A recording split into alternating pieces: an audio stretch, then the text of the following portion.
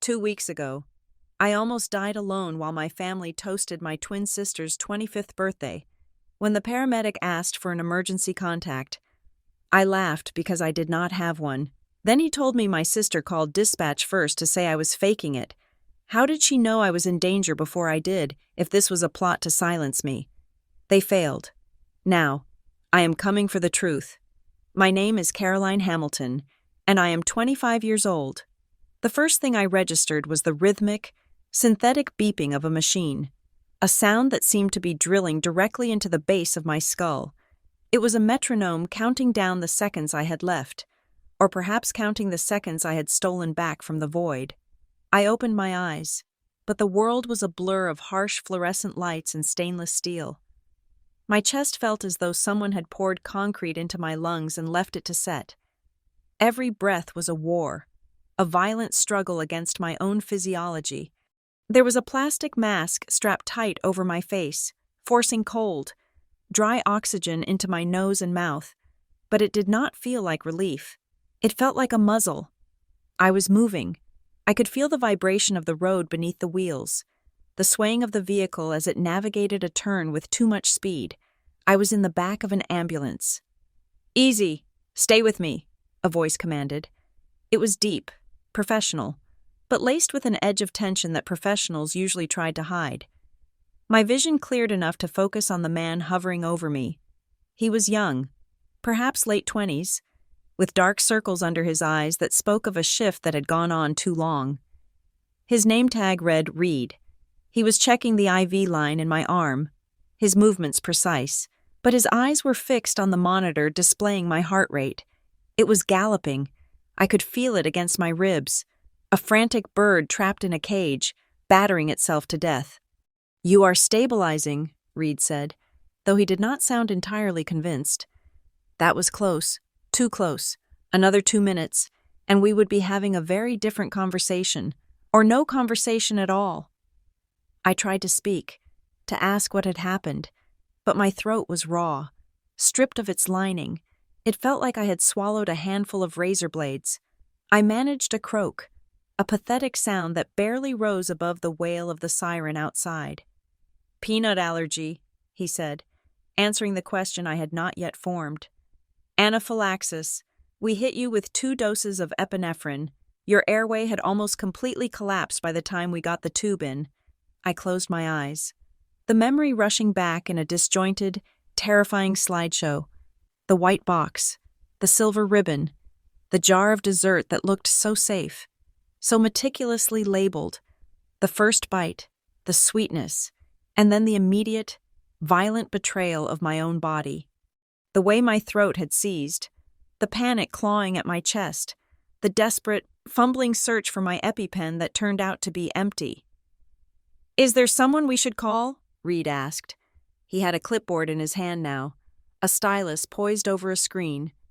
"Husband, boyfriend, parents. We need an emergency contact." I looked at the ceiling of the ambulance. The lights flickered as we hit a pothole. "Family." The word tasted like ash in my mouth.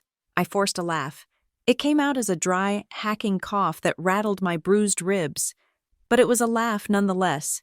It was the sound of hysteria bubbling up through the cracks of my composure.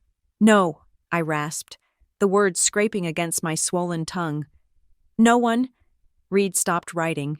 He looked at me, really looked at me, for the first time. It was not the look of a medic assessing a patient. It was the look of a detective examining a crime scene that did not add up. He lowered the clipboard slowly.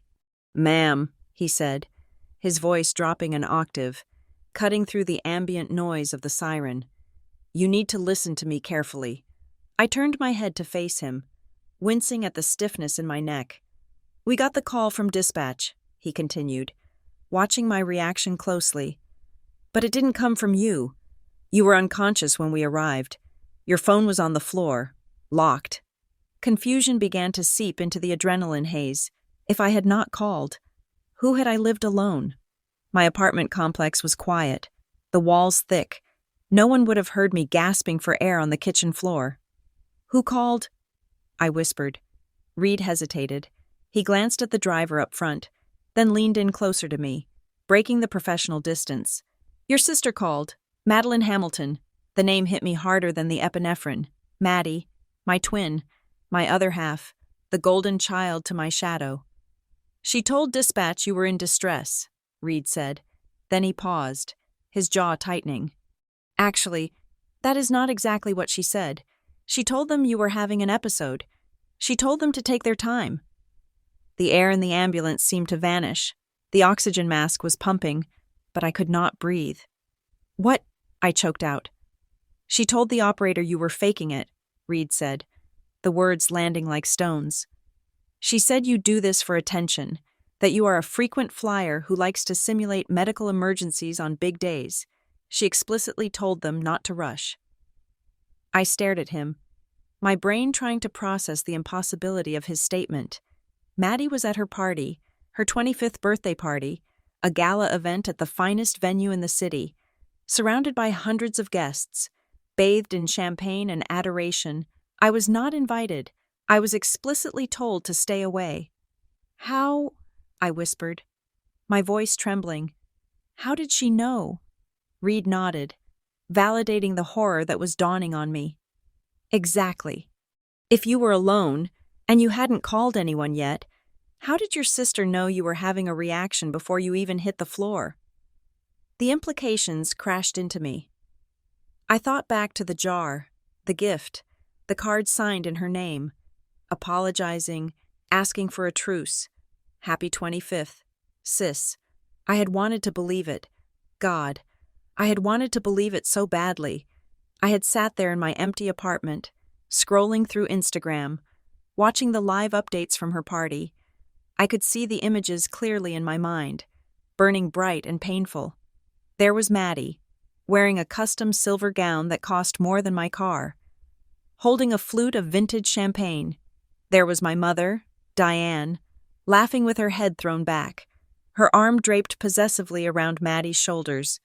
There was the caption, "My beautiful girl, the light of our lives. So proud of the woman you have become." And in the background of those photos, hidden in the shadows, was the truth of my existence. I was the stain they had scrubbed out, the error they had corrected. But this was different. Exclusion was one thing. This was something else entirely. Maddie had called 911. She had reported me as a faker.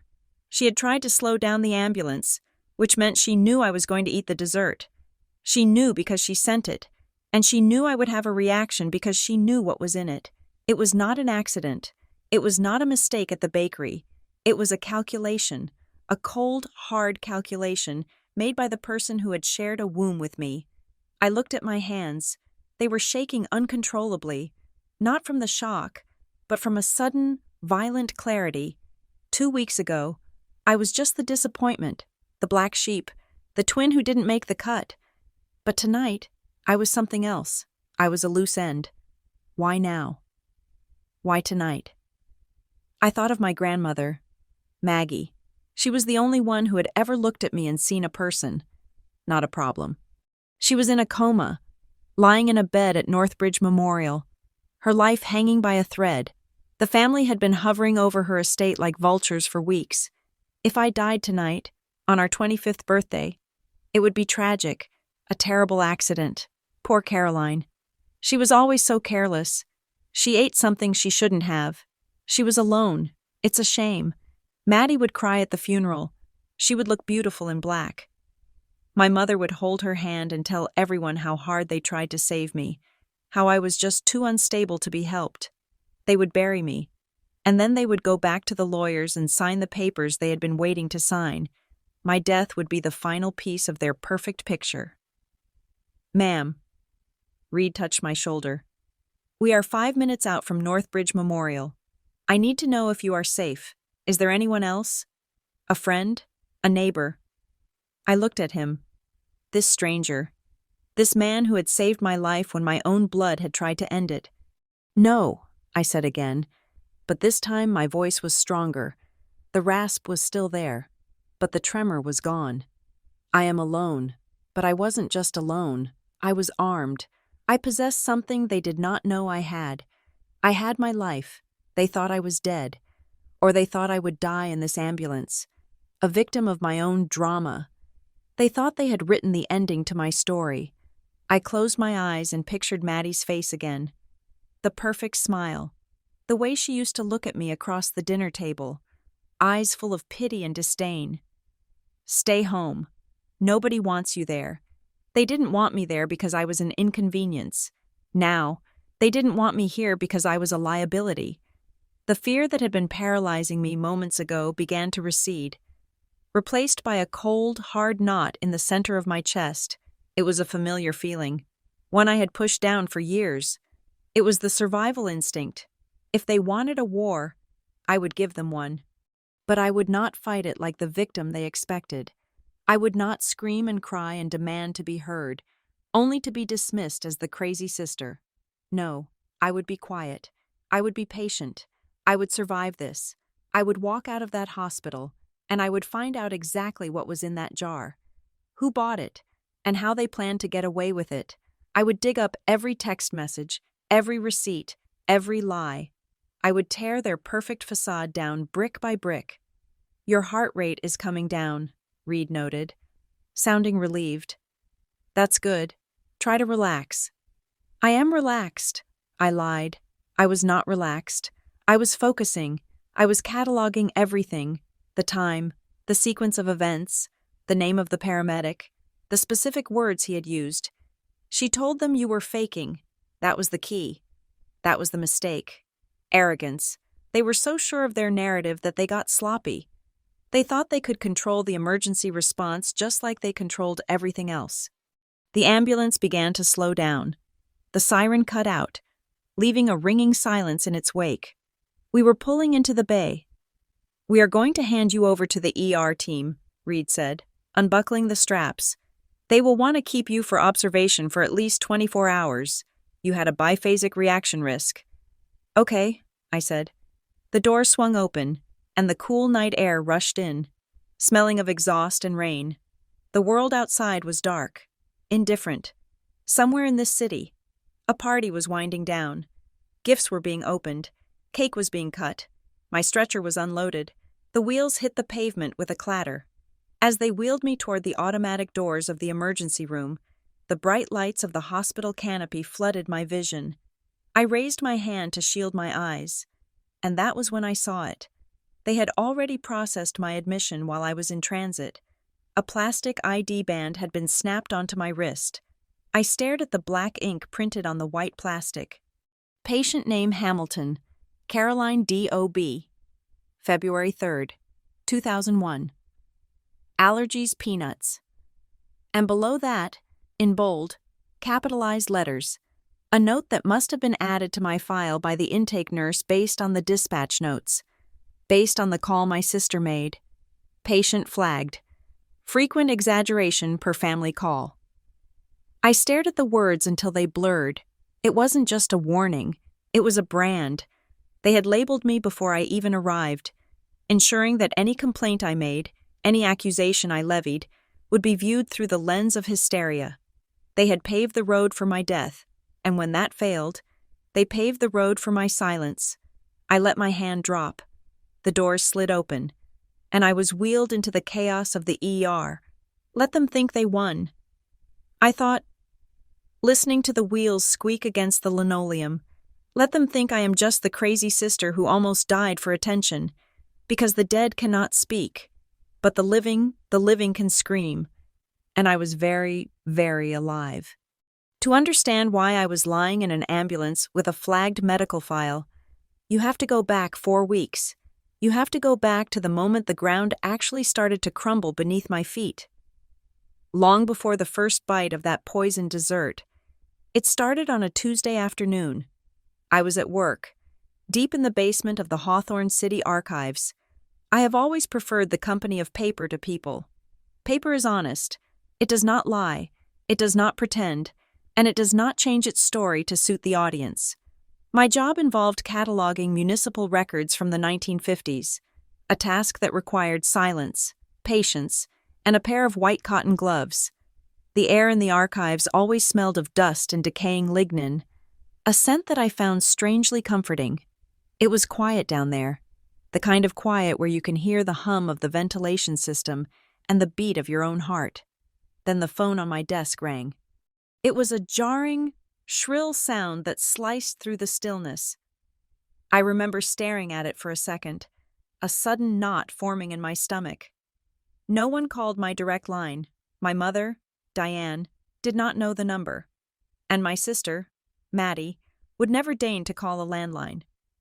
I picked up the receiver. "Caroline Hamilton," a woman's voice asked. She sounded brisk, professional, but carrying the weight of bad news. "Speaking," I said. "This is the emergency intake nurse at Northbridge Memorial Medical Center. We have your grandmother, Margaret Caldwell. Here, she has suffered a massive hemorrhagic stroke." The world tilted. The rows of gray filing cabinets seemed to sway like trees in a storm. "Is she?" I could not finish the sentence. "She is in a coma, Ms. Hamilton. She is currently unresponsive. You are listed as her primary contact. You need to come now." I did not even log out of my computer. I grabbed my purse, ran up the 3 flights of stairs to the street, and drove to the hospital with my hands gripping the steering wheel so hard my knuckles turned white. I ran 2 red lights. I did not care. All I could think about was Maggie. Maggie was not just a grandmother. In a family that treated affection like a currency to be hoarded, she was the only source of warmth I had ever known. She was the one who taught me how to walk without apologizing for taking up space. She was the one who remembered my birthday without a Facebook reminder. When I arrived at Northbridge Memorial, the smell hit me first. That sharp, chemical sting of antiseptic mixed with the underlying metallic scent of illness. I hated it. It smelled like the end of things. I found her room on the 4th floor. She looked impossibly small.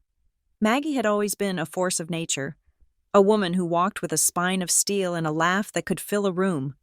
Now she was just a fragile shape under a thin hospital sheet. Her silver hair, usually pinned up in a neat twist, was loose and spread across the pillow like spilled milk. There were tubes, too many tubes, and the monitor. Beep, beep, beep. I pulled a plastic chair to the bedside and sat down. I took her hand. It was cold and paper dry. "I am here, Grandma," I whispered. "I am right here." For 3 hours, it was just the 2 of us. This was not unusual. For the past 5 years, I was the only one who visited her regularly, every Sunday. I would drive to her house on Cedar Hollow Lane. We would bake lemon cakes from scratch. She would zest the lemons, her hands arthritic but steady, and tell me stories about her youth. About a time before the family money turned everyone into sharks. I remembered one Sunday specifically. It was raining, and we were watching the steam rise from our tea. She had looked at me, her blue eyes sharp and lucid. "You are different from them.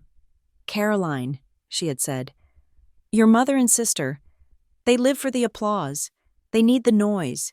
But you live quietly, but deeply. Never let them make you think that is a weakness. Deep water is dangerous." I squeezed her hand now, wishing she would squeeze back. Just a twitch. Anything. "Where are they?" I muttered to the empty room. I had called my mother immediately after hanging up with the nurse. I had texted Maddie. "Grandma had a stroke. It's bad. Northbridge Memorial, room 402. My mother had replied with a thumbs-up emoji. Maddie had not replied at all. It was nearly 6 in the evening when the door finally swung open. It did not open quietly. It was pushed with force. Announcing an arrival, Diane Hamilton walked in. My mother treated every room she entered like a stage.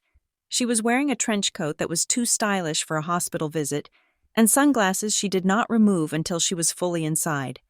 She looked around the room, her face arranging itself into a mask of practiced tragedy.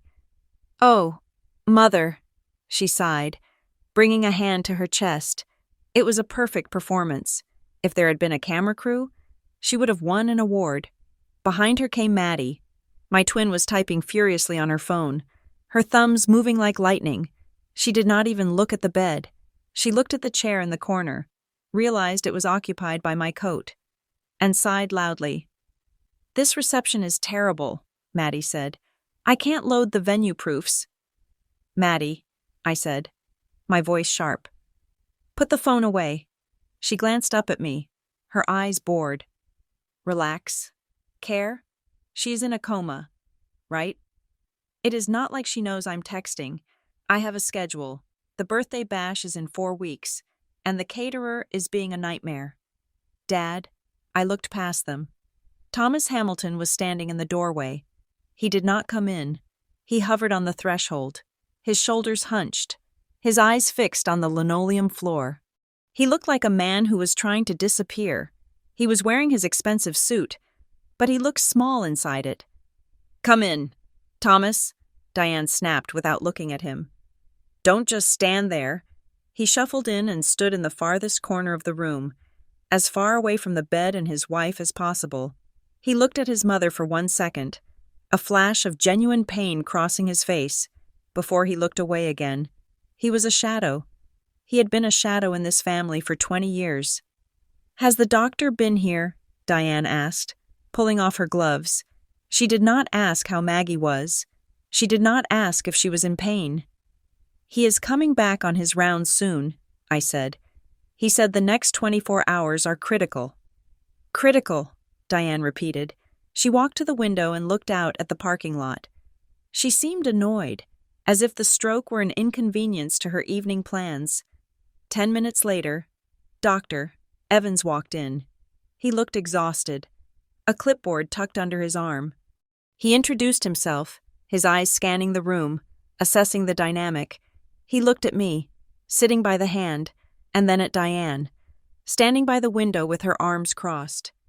"Mrs. Hamilton?" he asked, looking at Diane. "I assume you are the daughter." "I am," Diane said. Stepping forward, she put on her concerned citizen face.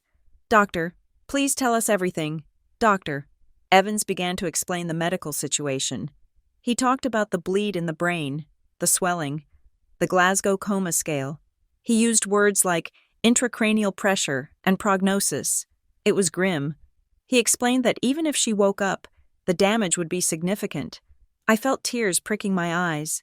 I was listening to every word, trying to understand what this meant for her quality of life, for her pain levels. When he finished, there was a brief silence. "I see," Diane said. She nodded slowly. Then she straightened her spine and asked the question that made the air leave the room. "Doctor, before she lost consciousness, was she lucid?" "Doctor." Evans blinked. She was confused. "Mrs. Hamilton, that is typical with a stroke of this magnitude. But did she say anything?" Diane pressed, her voice sharpening. "Specifically, did she mention anything about administrative matters, or ask for her lawyer? Did she try to sign anything?" The silence that followed was heavy and suffocating. "Doctor." Evans looked at my mother with a mixture of confusion and distaste. "No, ma'am." She was unable to speak clearly. Our priority was stabilizing her airway, not legal dictation. "Right, of course," Diane said, but I saw the flicker of irritation in her eyes. She was not relieved that her mother had been focused on breathing. She was annoyed that her mother hadn't been focused on business. I looked at Maddie. She had stopped texting and was listening now. Her interest piqued not by the medical details, but by the mention of lawyers. "Why would she need to sign anything, Mom?" Maddie asked, feigning innocence. "Grandma has had everything set up for years, right?" "It is just a question, Madeline," Diane snapped. "Hospital protocol." It wasn't protocol, it was panic. I sat there, holding Maggie's cooling hand, and I felt a cold realization wash over me. It was colder than the hospital air. They were not here to say goodbye. They were not here to offer support. They were here because they were terrified she had changed her mind. Maggie had money, not a fortune like a tech mogul, but old money, real estate, the house on Cedar Hollow Lane, investments that had sat untouched for decades, for years. Diane had talked about that house as if it were already hers. She had blueprints for a renovation she planned to start the moment nature took its course, and Maddie needed cash to fund a lifestyle she could not earn on her own. They were looking at the woman in the bed and seeing a vault that was about to open. I looked at my father in the corner. He was staring at the wall, his jaw tight. He knew. Of course he knew. He lived with them. Is there anything else? Diane asked the doctor, clearly dismissing him. We will monitor her. Doctor, Evans said, his tone cooler now. You can stay, but only 2 at a time. I will stay, I said immediately. Don't be a martyr, Caroline, Maddie said, rolling her eyes. You have work tomorrow. Besides, you look terrible. Go home and wash your hair. I am staying, I repeated, my voice low but steady. Diane looked at me, her eyes narrowing. She saw the defiance. Fine, suit yourself. We have a dinner reservation anyway. We cannot do anything here. She walked over to the bed, patted the blanket near Maggie's foot, not even touching her skin, and said, Rest easy, Mom. Then she turned and marched out, the click-clack of her heels echoing down the corridor. Maddie followed, tapping out a new text message. Thomas lingered for a second, looked at me as if he wanted to say something, shook his head, and followed them.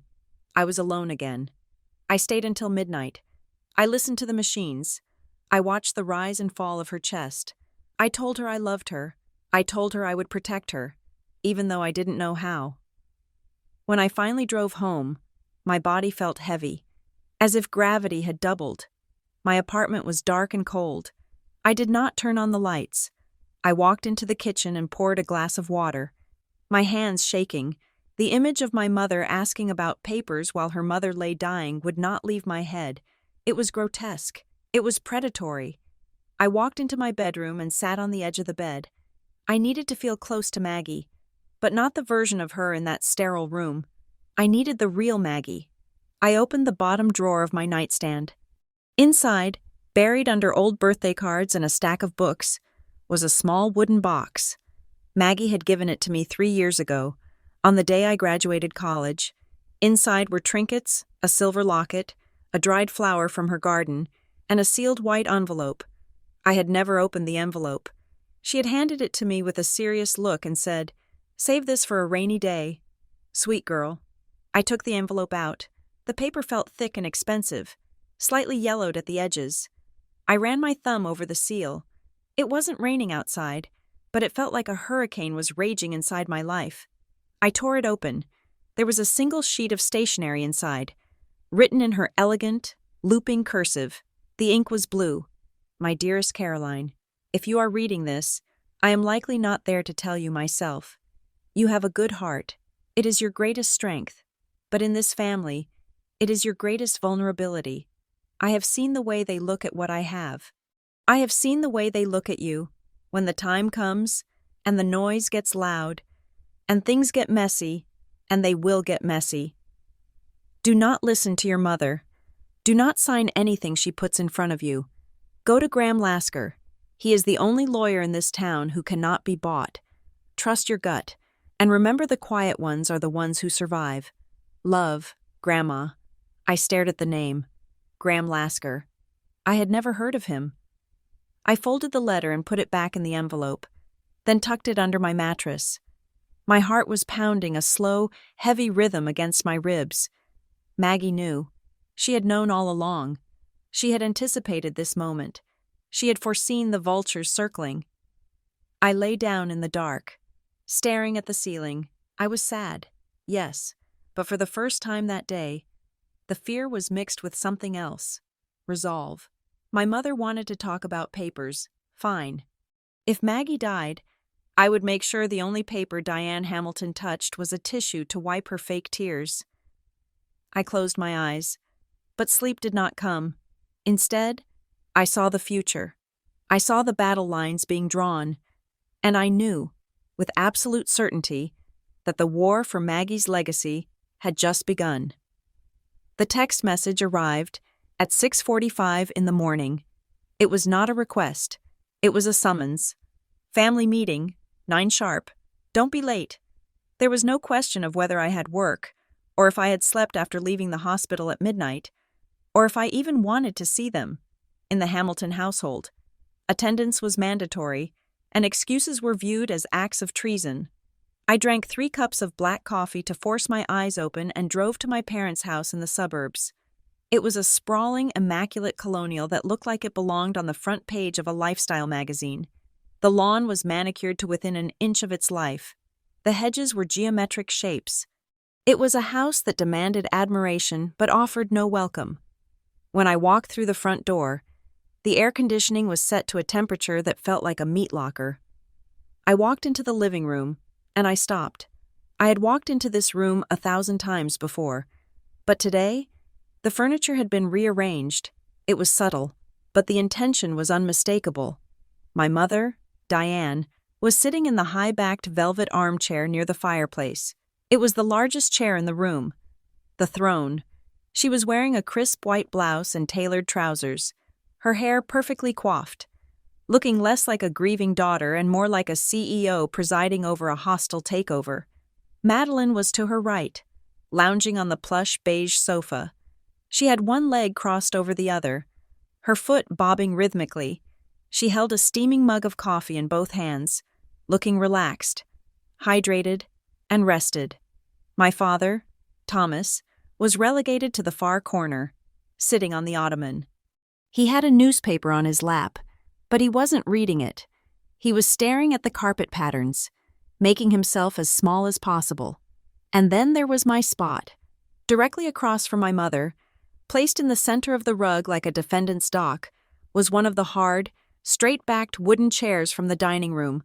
I looked at the chair, then at my mother. "Sit down, Caroline," Diane said. She did not look up from her iPad. "We have a lot to get through." I sat, the wood dug into my spine. The setup was designed to make me feel small, to make me physically uncomfortable while they relaxed in luxury. It was a power play before a single word was spoken. "How is Grandma?" I asked, my voice sounding thin in the cavernous room. "I called the nurse this morning, but—" "Stable," Diane cut me off. She set the iPad down on the side table with a sharp click. "But uncommunicative, which brings us to the first order of business." She clasped her hands together. "The hospital administrator called me at 8. Since Mother is incapacitated, they need a designated medical proxy, someone to make decisions if things go sideways, someone to handle the insurance, the specialists, the access." "I will do it," I said immediately. The words were out of my mouth before I could second-guess them. It was the logical choice. "I know her doctors," I continued, leaning forward. "I know her medications. I know she's allergic to latex and sulfa drugs. I know she wants aggressive intervention only if there is a 50% chance of recovery. We talked about this. I have been the one taking her to her cardiology appointments for 3 years." I looked at my father, hoping for backup. Thomas shifted his weight on the ottoman but did not look up. Diane sighed. It was a long, weary sound, as if my very existence was exhausting her. "Caroline," she said, her tone dripping with condescension, "we appreciate your enthusiasm, but be realistic." "I am being realistic," I said, fighting to keep my voice steady. "I am the only one who knows her history." "You are emotional," Diane countered. "You sat in that room for 6 hours last night staring at a monitor. The nurses told me, 'You are too close to this. You get hysterical.'" "I was not hysterical," I argued. "I was grieving. There is a difference." "Is there?" The voice came from the sofa. Maddie took a slow sip of her coffee, her eyes peering at me over the rim of the mug. They were blue, like mine, but colder. "Come on," Maddie said, her voice soft, sweet, and utterly poisonous. "Mom is right. You are not exactly the picture of stability under pressure." "What is that supposed to do mean?" I asked. Maddie set her mug down. "Remember last month you called me in a panic because you thought you lost your EpiPen? You were hyperventilating. You were crying. It turned out it was in your other purse the whole time." My face flushed hot. "I have a life-threatening allergy. Maddie, losing my EpiPen is a valid reason to be scared." "Sure," Maddie smiled. "But you spiral. You always spiral. Imagine if the doctors ask you to make a life-or-death decision for Grandma. You would freeze, or you would overreact. We can't risk that." She turned to Diane. "I can do it. Mom, my schedule is flexible right now, and I'm good with paperwork." I looked at her in disbelief. You, Maddie, you haven't been to a doctor's appointment with her since we were 12. You don't even know the name of her cardiologist. It is Dr. Evans, Maddie said smoothly. I met him yesterday. He seems charming. He is the neurologist, I snapped. Her cardiologist is Dr. Gupta. Details. Maddie waved a hand dismissively. The point is, the hospital needs someone rational, someone who presents well, someone who can communicate with the legal team without crying. It is decided, Diane announced, bringing her hand down on the armrest like a gavel. Madeline will be the medical proxy. I have already emailed the hospital administration. I felt the air leave my lungs. You already decided. Then why call a meeting? Because we are a family, Diane said, as if that explained anything. And we operate with transparency. Transparency. The word was a joke. I don't agree with this, I said. Grandma would not want this. Grandma is in a coma, Diane said coldly. She doesn't want anything right now. And frankly, Caroline, your obsession with her is becoming a little unhealthy. You need to step back. Let the adults handle the heavy lifting. The adults. I was 25 years old. I had a job. I paid my own rent. But in this house, I was perpetually 12, perpetually the screw-up, the one who needed to be managed. I looked at my father again. Dad, are you okay with this? Thomas cleared his throat. He looked at Diane, then at the floor. Your mother thinks it is best. Caroline, Maddie has a good head for these things. The betrayal stung more than the insults. He knew better. He knew who drove Maggie to the grocery store every week. He knew who sat with her when she had the flu, but he was too much of a coward to say it. Fine, I said, my voice tight. Is that all? No, Diane said. She shifted in her seat, her demeanor brightening instantly. The funeral director mask vanished, replaced by the party planner. Since we are all here, we need to discuss next week. I frowned. Next week. Tuesday, Diane said. The birthday. My stomach dropped. I had been so consumed by Maggie's stroke that I had almost forgotten. Our birthday. We were turning 25 on Tuesday. Right, I said. Our birthday. Well, Diane corrected. Madeline's party. She reached for a folder on the table and opened it. Inside were color swatches, menu samples, and a guest list that looked 3 pages long. We have finalized the venue, Diane said, her eyes lighting up. The Starlight Room at the Grand Hotel. It is going to be spectacular. Champagne tower, live jazz band, a seafood bar. We are inviting the mayor, the partners from your father's firm, and everyone from the club. She looked at Maddie, beaming. It is a quarter-century milestone. Sweetheart, you deserve the world. Maddie clapped her hands together, a little squeal of delight escaping her lips. Oh, Mom, did you book the photographer? I wanted the one who does the Vogue shoots. Of course, Diane said. Nothing but the best. I sat there on my wooden chair, feeling like I was invisible. I was turning 25 too. We were twins. We were born 12 minutes apart. I waited. I waited for the sentence to pivot. I waited for the, and Caroline, we were thinking, or, for you, we thought. But the sentence never came. They continued to discuss flower arrangements, white lilies, Maggie's favorite, which felt like a grotesque mockery in the dress code. Black tie, Maddie decided. I want everyone in black or silver. I will wear gold. I want to stand out. Finally, I couldn't take it anymore. Am I invited? I asked. The room went silent. The chatter about centerpieces stopped abruptly. Diane looked at me over the top of the folder. She looked surprised that I was still there. Oh, she said. She exchanged a glance with Maddie. It was a look I knew well. It was the look they shared when a waiter got an order wrong. Caroline, Diane said slowly, using the tone one uses with a slow child. This is a high-profile event. It is going to be loud, crowded. There will be flashing lights, loud music, a lot of social pressure. I have been to parties before. Mother, I said. Yes, And you usually sit in the corner looking miserable, Maddie interjected. It kills the vibe. Care, honestly. People ask me what is wrong with my sister. It is embarrassing. I won't sit in the corner, I said, though I knew I was begging, and I hated myself for it. It is my birthday too. Diane sighed again. She closed the folder. Look, she said, we discussed this. Given the situation with your grandmother and your general temperament, we think it is best if you sit this one out.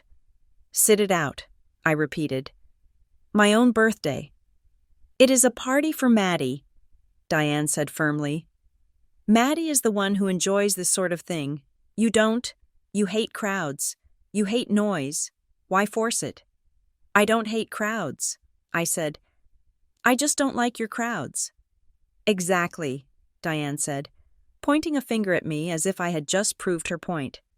You would be unhappy. Then you would get anxious. Then you would probably have one of your episodes where you feel faint or sick, and you would make a scene. We want this night to be perfect for Madeline. So I am not allowed to come, I asked, needing to hear her say it. Diane looked me dead in the eye. Her face was perfectly smooth, unburdened by guilt. Stay home, Caroline, she said. Nobody wants you there. The words hung in the air, vibrating. Nobody wants you there. It wasn't just a rejection of my presence at a party. It was a rejection of my presence in their lives. It was a confirmation of what I had felt for years, that I was the spare part, the defective copy. I looked at Maddie. She was studying her fingernails, bored. She didn't care. She was getting her gala, her spotlight, her gold dress. I was just an obstacle she had successfully removed. I looked at my father. He was studying the carpet with renewed intensity. Dad, I whispered, are you going to let them do this? Thomas Hamilton stood up. For a second, I thought he was going to speak. I thought he was going to say, no, this is wrong. She is our daughter too. I need to get to the office, Thomas said to the room at large. I have a 10 o'clock meeting. He walked out. He walked right past me without looking at me. The sound of the front door closing felt like a gavel striking a block. Case closed. I stood up. My legs felt shaky, but I locked my knees. Enjoy the party, I said. My voice was quiet, but it didn't shake. I hope it is everything you want. It will be, Maddie said, smiling. Happy birthday in advance. Sis, try not to do anything dramatic while we are gone. I walked out of the house. I walked out into the blinding, perfect suburban sunshine. I got into my car, a beat-up sedan that was 10 years old, and slammed the door. I put the key in the ignition, but I didn't turn it. I just sat there, gripping the steering wheel, staring at the perfectly trimmed hedges. I didn't cry. I was past crying. I felt hollowed out, scraped clean. I realized then that I didn't have a family. I had a group of people I shared DNA with, who viewed me as a liability to be managed. I started the car and backed out of the driveway. As I drove away, watching the house shrink in the rearview mirror, I felt a strange sensation. It was the feeling of being erased.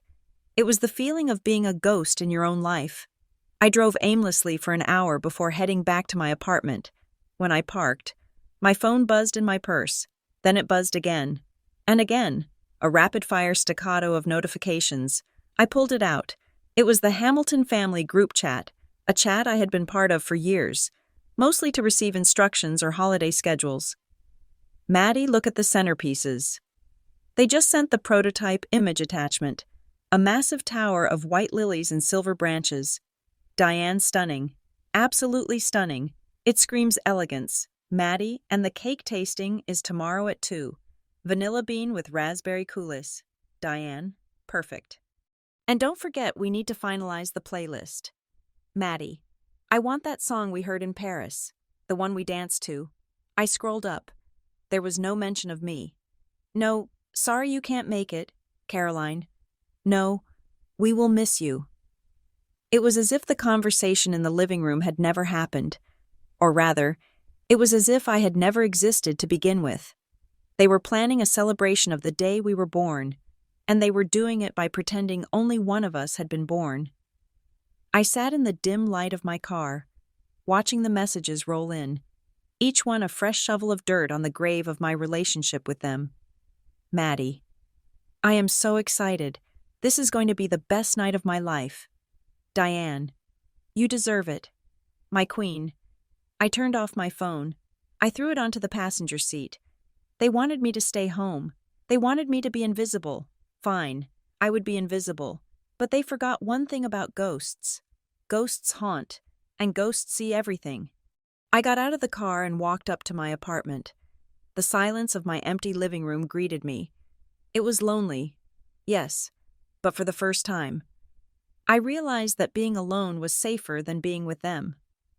I looked at the calendar on my wall. Tuesday, February 3rd, 5 days away. I picked up a red marker. I didn't circle the date. I crossed it out. If they didn't want me there, I wouldn't be there. But I made a silent vow to myself. Standing there in my kitchen, I would find a way to make sure that even if I wasn't at the party, they would never, ever forget that I existed.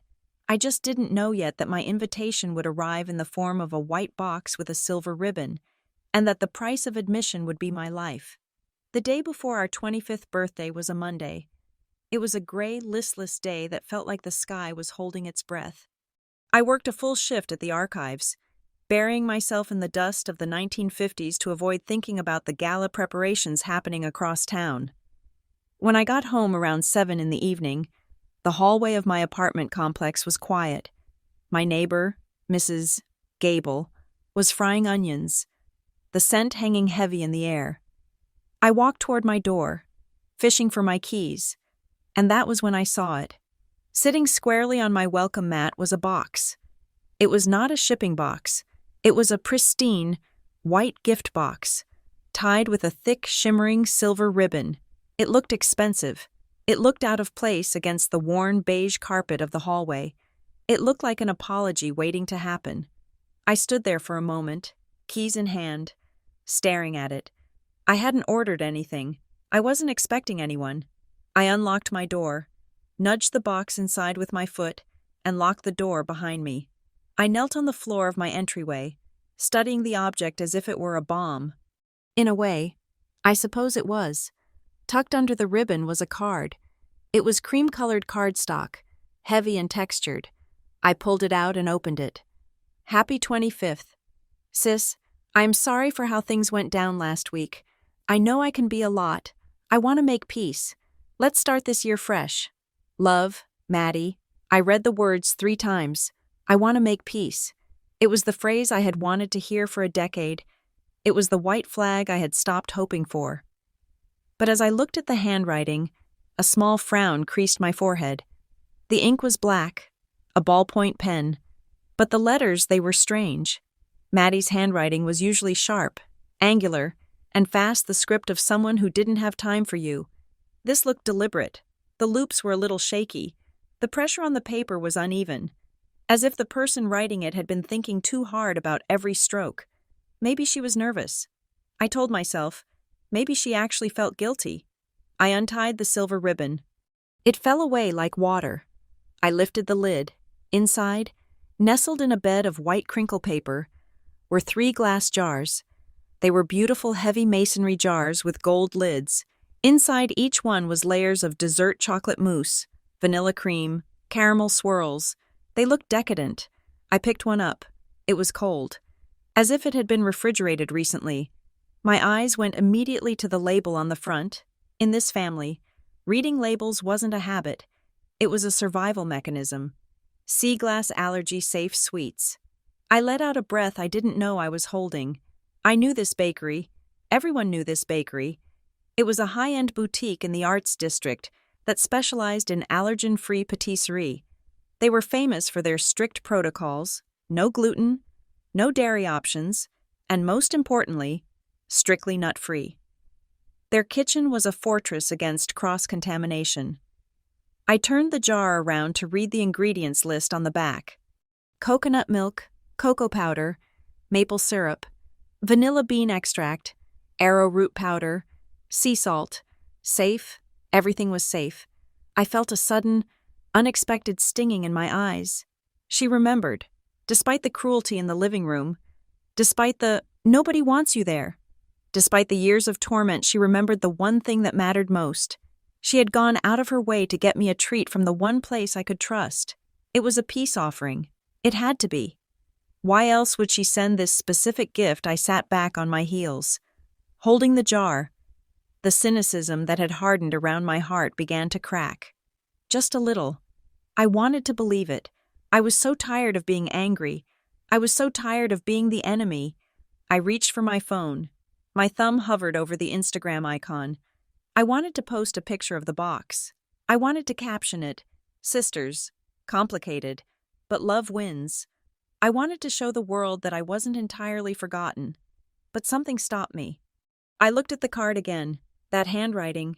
It bothered me. It was too careful. And the signature, Maddie, it didn't have her usual flair. The M was too round. "You are being paranoid." I chided myself. This is why they call you difficult. Even when she tries. You look for a trap. I put the phone down. I didn't post. Instead, I put the jars in my refrigerator, right next to my almond milk. I would save them for tomorrow. I would eat them on my birthday, my own private celebration. That night, sleep came fitfully. I dreamt I was back in Maggie's kitchen. But the house was wrong. The windows were boarded up. The oven was open, and smoke was pouring out. Maggie was there, standing by the counter. She was wearing her hospital gown, but she was standing upright.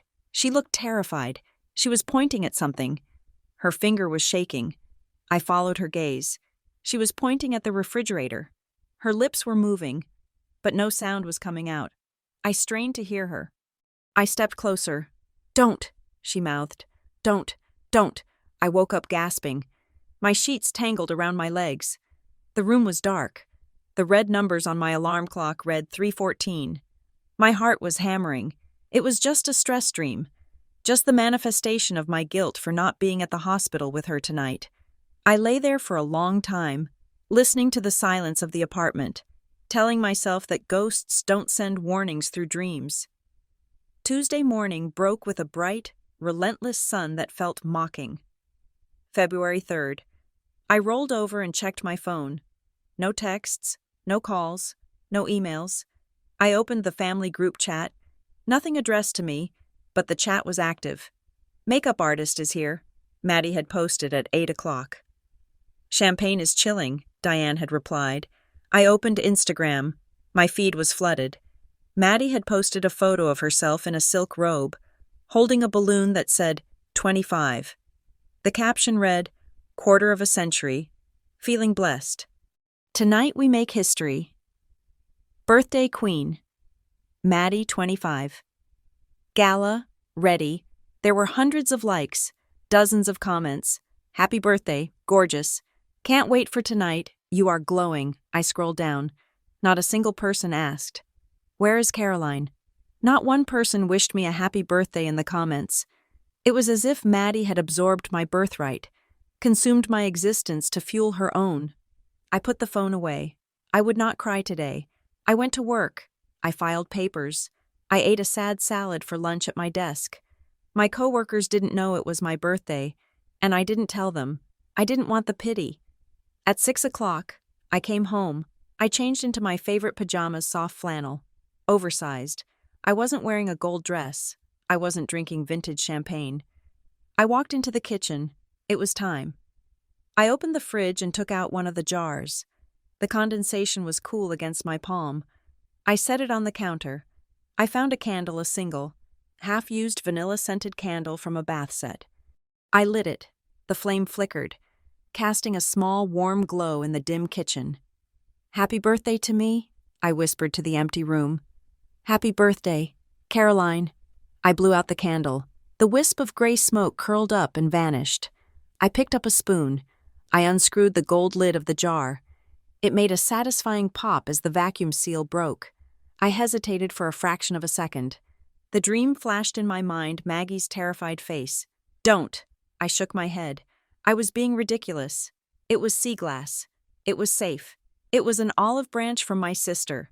If I didn't eat it, I was rejecting her effort. I was proving her right that I was impossible to please.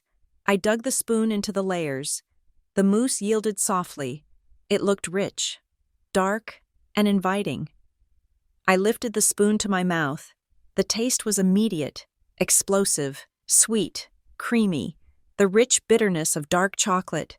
It was delicious. I swallowed. And then, it happened. It wasn't a gradual sensation. It wasn't a tickle. It was a sledgehammer.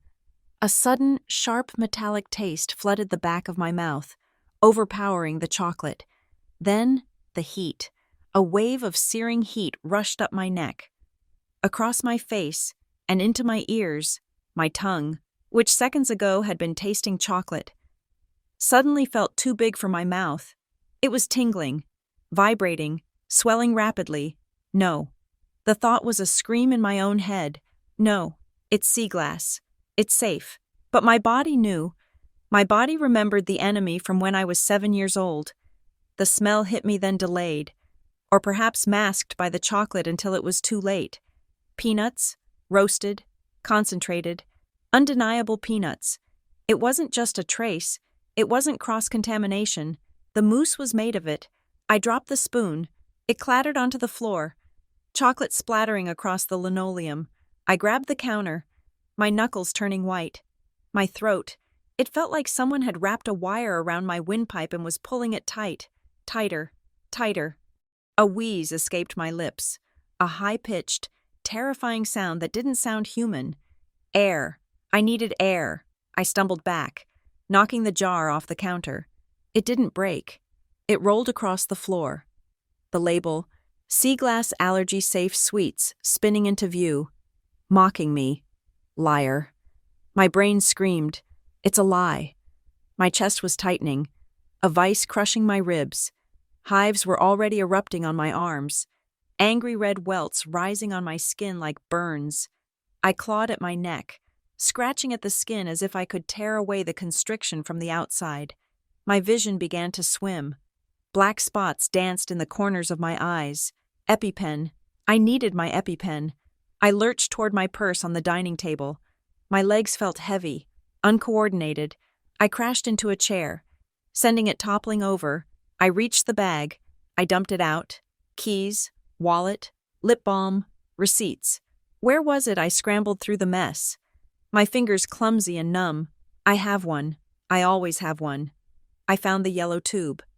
Relief flooded me for a split second. I grabbed it. I pulled the cap off. It was too light. I looked at the window on the side of the auto-injector. Clear. But then I saw the date printed on the side. EXP. January 2024. And worse, the mechanism looked discharged. My heart stopped. This was the old one. The one I had meant to replace last week but hadn't, because the rent was due and the copay was $50. I pressed it against my thigh anyway, praying for a miracle, praying there was some residual fluid left. Click, nothing, no sting, no rush of adrenaline, just the hollow click of a spent cartridge. I dropped the useless plastic tube. I was suffocating. I fell to my knees. The world was narrowing down to a tunnel. The sound of my own struggle for breath filled the room, a desperate, gasping rasp. Phone. I needed to call 911. I crawled toward my phone, which was lying on the floor where I had dropped it earlier. I tapped the screen. My vision was so blurry I could barely see the numbers. I hit the emergency button. It rang. 1 ring, 2 rings. My throat was almost closed. I was breathing through a straw. 911. What is your emergency? I tried to speak. I tried to say, anaphylaxis. I tried to say, help. But all that came out was a gurgle, a strangled, wet noise. Hello, caller. I hit the floor with my fist, trying to make a sound. Is there anyone we should call? The operator asked, their voice calm, distant. We have your location. I couldn't answer. I was drowning on dry land. And then, through the haze of oxygen deprivation, a thought pierced through the panic. Colder than ice. The label. The label said safe. The handwriting on the card was shaky. The box was on my doorstep. Maddie sent this. She didn't just send a gift. She sent a weapon. My eyes rolled back. The ceiling fan was spinning above me, a blur of white blades. She knew. She knew I would eat it alone. She knew I would be home.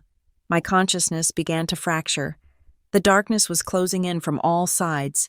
The last thing I saw before the world went black was that jar, lying on its side under the kitchen table, the gold lid, the white label, "Happy Birthday."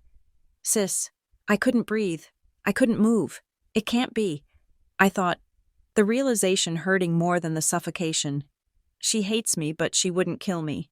But as the silence took me, the taste of peanuts lingering like a curse on my tongue, I knew. She didn't just want me to stay home. She wanted me never to leave again.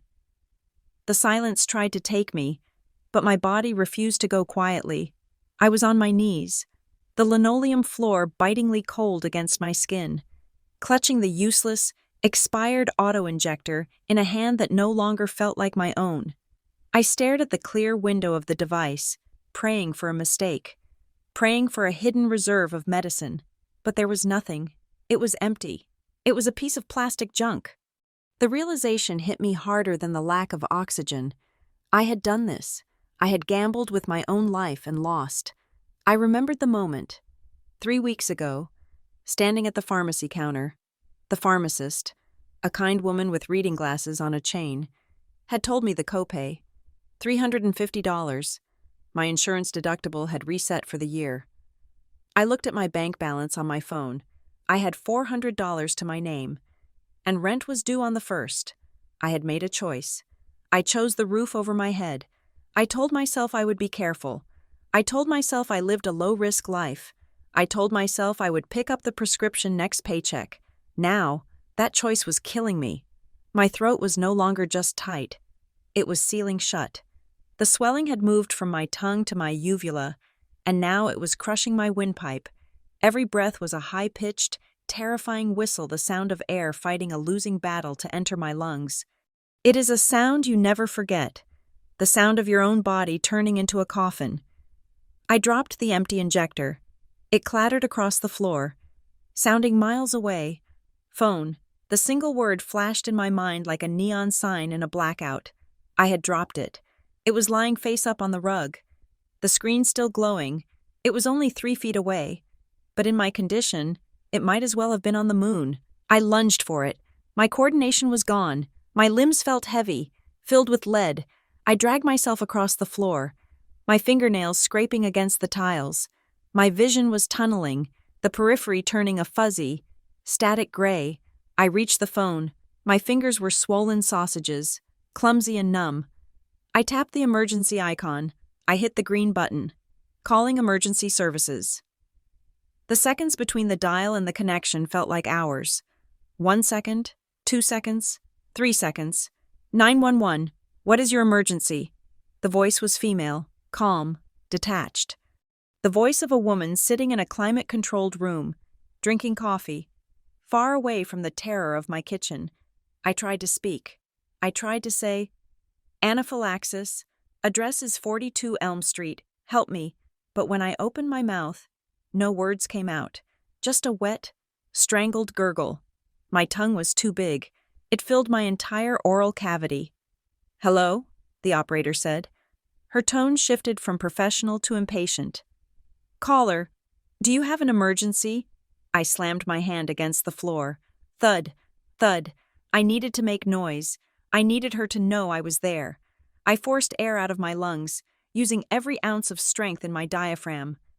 "Allergy," I rasped. It sounded like tearing paper. "Can't breathe." "Okay, ma'am," the operator said. She didn't sound panicked. She sounded skeptical. "You are having an allergic reaction. What is your address?" I wheezed the address out, forcing the numbers through the blockade in my throat. 42 Elm. "We are sending a unit," she said. "Stay on the line." I collapsed onto my side. The phone pressed against my ear. The room was spinning. The ceiling fan was a blur of motion. I focused on the pattern of the cracks in the ceiling plaster. I needed an anchor. "Ma'am," the operator asked, "is there anyone with you? Is the door unlocked?" "No," I choked out. "Alone." There was a pause on the other end of the line. A long, heavy pause. I could hear the click of typing in the background. Then, the operator's voice changed. It dropped a register. It became cooler, laced with a strange mixture of confusion and reprimand. "Ma'am," she said, "we have a note on your file here. We received a call regarding this address about 20 minutes ago." My brain, starved of oxygen, struggled to process this. A call 20 minutes ago I hadn't called. I was eating the moose 20 minutes ago. "Who?" I whispered. "A family member," the operator said. "A Ms. Madeline Hamilton. She identified herself as your sister." The name hit me like a physical blow. Maddie.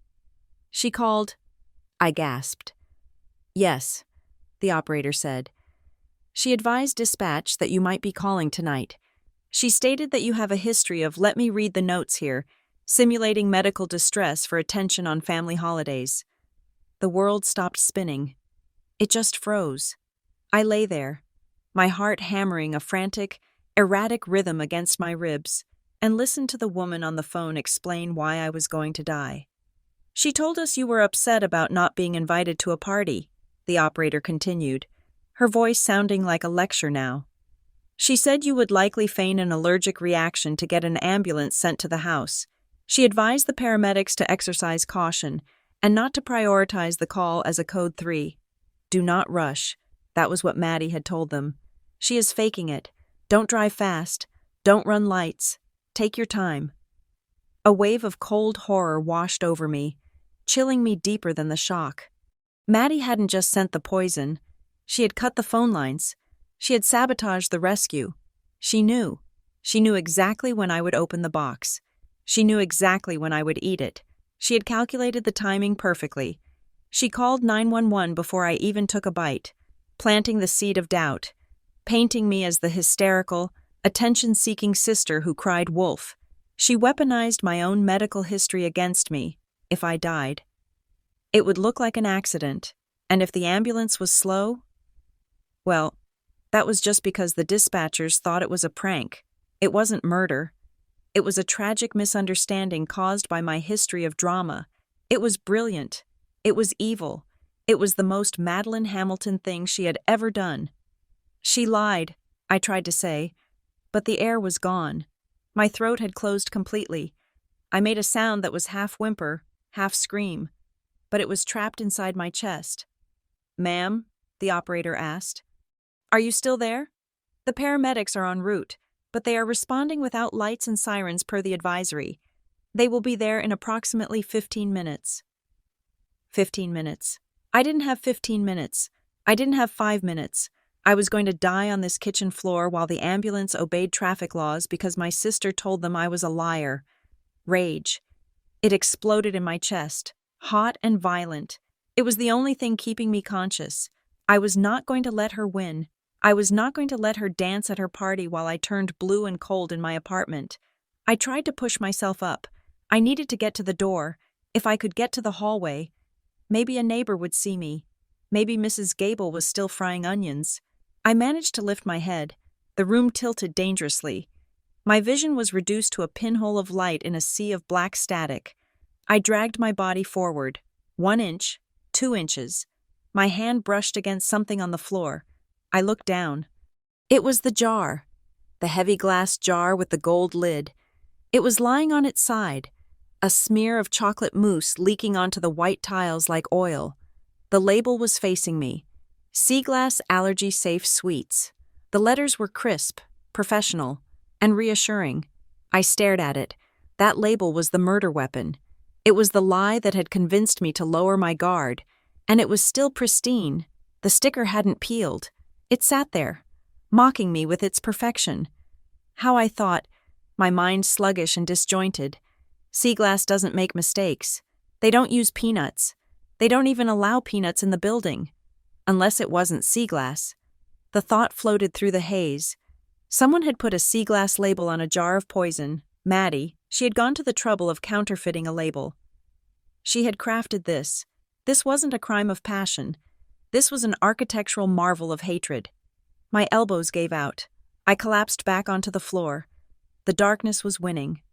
The edges of my vision turned from gray to black. The sound of the operator's voice became a distant buzz, like a fly trapped in a window. Ma'am, unit is 10 minutes. My phone slipped from my fingers. I couldn't hold it anymore. I stared at the wall near the baseboards. There was a small crack in the paint there. I had meant to fix it for months. I would never fix it now. My lungs burned. My chest convulsed, trying to pull in air that wasn't there. The panic began to fade, replaced by a terrifying, heavy calm. This was it. This was what dying felt like. It wasn't a bright light. It was just gravity getting stronger until you couldn't fight it anymore. Then, I heard it, faintly at first, then growing louder. A phone ringing. Not my cell phone. That was lying next to my ear. The line still open to the operator. It was the landline, the dusty old phone on the kitchen counter that I never used, the one only my grandmother called. Ring, ring. It echoed through the silent apartment. Who would call the landline Maddie? She was checking. She was calling to see if I would answer.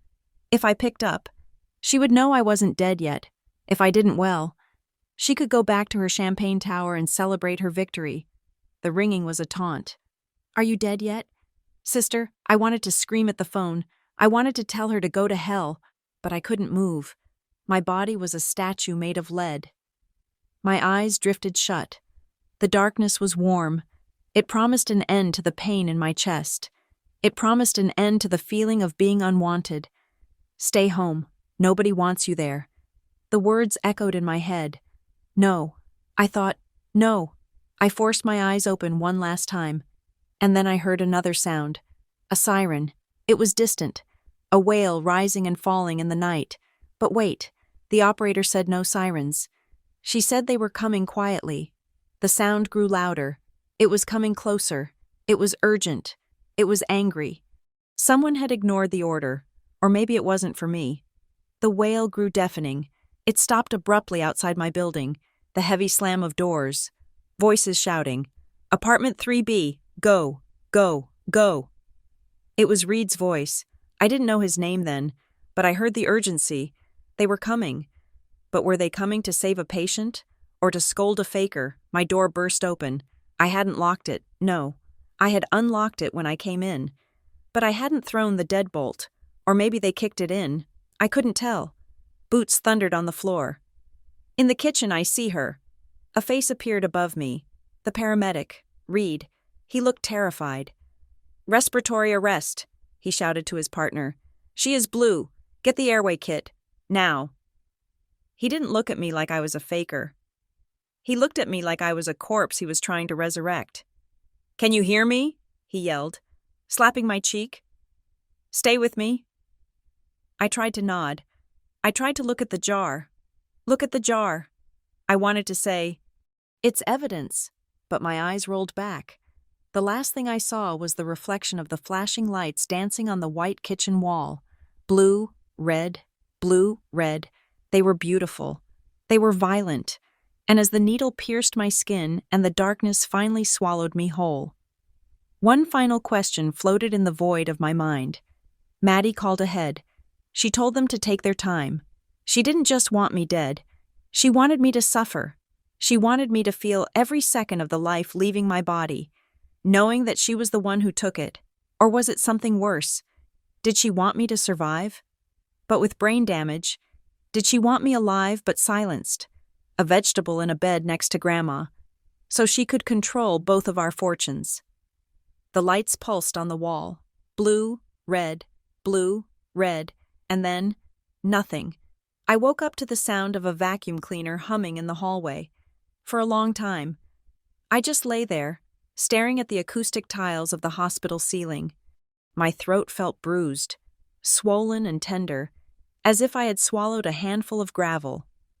The panic of the ambulance ride had faded, replaced by a dull, throbbing exhaustion that settled deep in my bones. I turned my head slowly to the left. The digital clock on the wall glowed red. 3 a.m. I had been here for 6 hours. The chair next to my bed was empty. There was no coat draped over the back, no half-drunk cup of coffee on the side table, no anxious family member dozing in an uncomfortable position. I was alone. I closed my eyes and let out a shaky breath. Of course I was alone. The party was probably still going on. The jazz band was playing. The champagne was flowing. My near-death experience was just a minor hiccup in their evening. Something to be handled with a phone call and an insurance card, not a physical presence. I actually started to believe they weren't coming. I started to believe that they had decided to cut me loose entirely, to let me rot in this room while they toasted to their perfect lives. In a way, the thought was comforting. Indifference is safer than malice. If they ignored me, they couldn't hurt me. Then, the door handle turned. It wasn't a gentle turn, it was theatrical. The door swung open slowly, revealing the bright fluorescent light of the corridor. Madeline stood there. She was still wearing her gold gala dress, though she had thrown a black cashmere shawl over her shoulders to look more somber. Her makeup was flawless, but her eyes were red-rimmed, not the puffy, blotchy red of genuine grief, but the delicate, strategic redness of someone who had used eye drops and practiced in a mirror. She held a massive bouquet of white lilies. The smell wafted into the room, immediately cloying. Heavy. Funeral flowers. "Caroline," she cried out. It was a performance. I knew it instantly. Her voice pitched perfectly to carry down the hallway, loud enough for the nurses at the station to hear. She rushed to the bedside, her heels clicking sharply on the linoleum. She didn't hug me. She placed the flowers on the table with a trembling hand and then grabbed my wrist, her nails digging into my skin. "Oh, thank God," she sobbed, breathless. "I was so worried. I left the party the second I heard." Behind her, my mother, Diane, swept into the room. She was followed by my father and an assortment of aunts and uncles who looked like they had been dragged away from an open bar against their will. Diane looked at me with a mixture of pity and annoyance, the way one looks at a dog that has soiled the carpet. "You really did it this time, Caroline," Diane said, shaking her head. She turned to the nurse who had followed them in a young woman with a kind face who was checking my vitals monitor. "Is she stable?" Diane asked the nurse, her voice dripping with maternal concern. "She gave us such a scare." "Again," the nurse nodded. "Her airway is clear. The epinephrine did its job, but we need to monitor her for a secondary reaction." "Of course," Maddie said, wiping a tear from her cheek. She looked at the nurse, her expression earnest. "I called 911 the second I got the feeling something was wrong. Twins. You know, I just felt it. I told the dispatcher to hurry." I froze. The lie was so bold, so seamless, that for a second, I questioned my own memory. "I told the dispatcher to hurry." I stared at her. "That is not what happened," I croaked. My voice was a wreck, barely a whisper. Maddie squeezed my wrist harder, a warning disguised as comfort. "Shh, don't try to talk. Sis, you are confused. It's the lack of oxygen. You told them I was faking," I rasped, pulling my hand away. "You told them to take their time." The room went silent. My aunt whispered something to my uncle. Diane stepped forward, placing a manicured hand on the nurse's shoulder. She offered a sad, conspiratorial smile. "I am so sorry," Diane said to the nurse, loud enough for everyone to hear. "Caroline has a history of distinct perceptions. She gets very dramatic when she feels left out. We tried to include her in the birthday celebration, but she insisted on staying home. She does this for attention sometimes." "I do not," I said, fighting the tears of frustration that were burning my eyes. "I almost died." "And we are here now," Maddie said soothingly, stroking my hair. I recoiled from her touch. "We are all here, just like you wanted." She looked at the relatives. "See? She just needed to know we care. It is classic Caroline." I looked around the room. My father was studying his shoes. My aunts were nodding sympathetically at Diane. The nurse looked at me with a shift in her expression. The compassion was cooling, replaced by a wary professionalism. She had seen the patient-flagged note. Now she was seeing the loving family confirming it. They were building a cage around me, bar by bar. If I screamed, I was crazy. If I accused them, I was paranoid. If I said nothing, I was accepting their narrative. "We brought you your bag," Diane said, gesturing to my father, who placed my purse on the chair. We found it on your kitchen floor. It was a mess. Caroline, really, you need to take better care of yourself. Did you find the jar? I asked, staring at Maddie. Maddie didn't blink. What jar? The gift, I said. The one you sent me. The one with the peanuts. Maddie looked at Diane, then back at me, her face a mask of total confusion. Sweetie, I didn't send you a gift. I have been planning the gala for 6 months. I haven't had time to mail anything. It was on my doorstep, I insisted, my heart rate monitor beginning to beep faster. White box, silver ribbon, a card signed by you. Diane sighed. Caroline, please. Stop. You are embarrassing yourself. She is probably hallucinating, Maddie suggested to the nurse. Can that happen with the trauma? It is possible, the nurse said non-committally. Hypoxia can cause confusion. There you go, Diane said. There was no box. Caroline, you probably bought something for yourself and forgot to check the label because you were upset about the party. It is a cry for help. We see that now. We will get you a therapist once you are discharged. I sank back into the pillows. It was a masterclass. They had erased the evidence, rewritten the timeline, and diagnosed me as mentally unstable, all in under 5 minutes. We should let her rest, Diane announced. She looks manic. She leaned down and kissed my forehead. Her lips were cold. Happy birthday, darling. Try to sleep. Maddie stood up. Smoothing her dress, she leaned in close to my ear, ostensibly to fix my pillow. You look terrible, she whispered, her voice so low only I could hear. Next time, check the label. Then she pulled back, beaming. Love you. Sis, get well soon. They filed out of the room like a troupe of actors exiting the stage after a standing ovation. The nurse checked my IV one last time, gave me a pitying look, the kind you give to a troubled child, and followed them out. I was alone again. But this time, the silence wasn't empty. It was filled with the terrifying realization that I was playing a game I didn't know the rules to, against people who owned the casino. They are good, a voice said from the shadows near the door. I will give them that. They are very, very good. I jumped, wincing as the movement pulled at my IV line, standing in the corner of the room, half hidden by the curtain. Was the paramedic, the one with the dark circles under his eyes. Reed. I hadn't seen him there. He must have been changing the oxygen tank or checking the supply cabinet when the family stormed in. And he had stayed quiet. He stepped into the light. His name tag read, Reed. You heard that? I asked. I heard everything, he said. He walked over to the side of the bed, his demeanor different from earlier. He wasn't in emergency mode anymore. He looked angry. I am Jonah, he said. Jonah Reed. Did you hear what she said to the nurse? I asked, desperation creeping into my voice. She said she called to hurry, but you said... I know what I said, Jonah interrupted. He reached into the pocket of his uniform pants and pulled out a small black flash drive. He held it up. Our dispatch calls are recorded. Usually, they are archived and forgotten unless there is a lawsuit, but after we dropped you off, I went back to the station. I pulled the audio file. He looked at the door to make sure it was closed, then lowered his voice. She didn't just tell us to take our time. Caroline, she sounded calm, too calm. Most people calling about an anaphylactic sister are screaming. She was eating. I could hear cutlery clinking on a plate.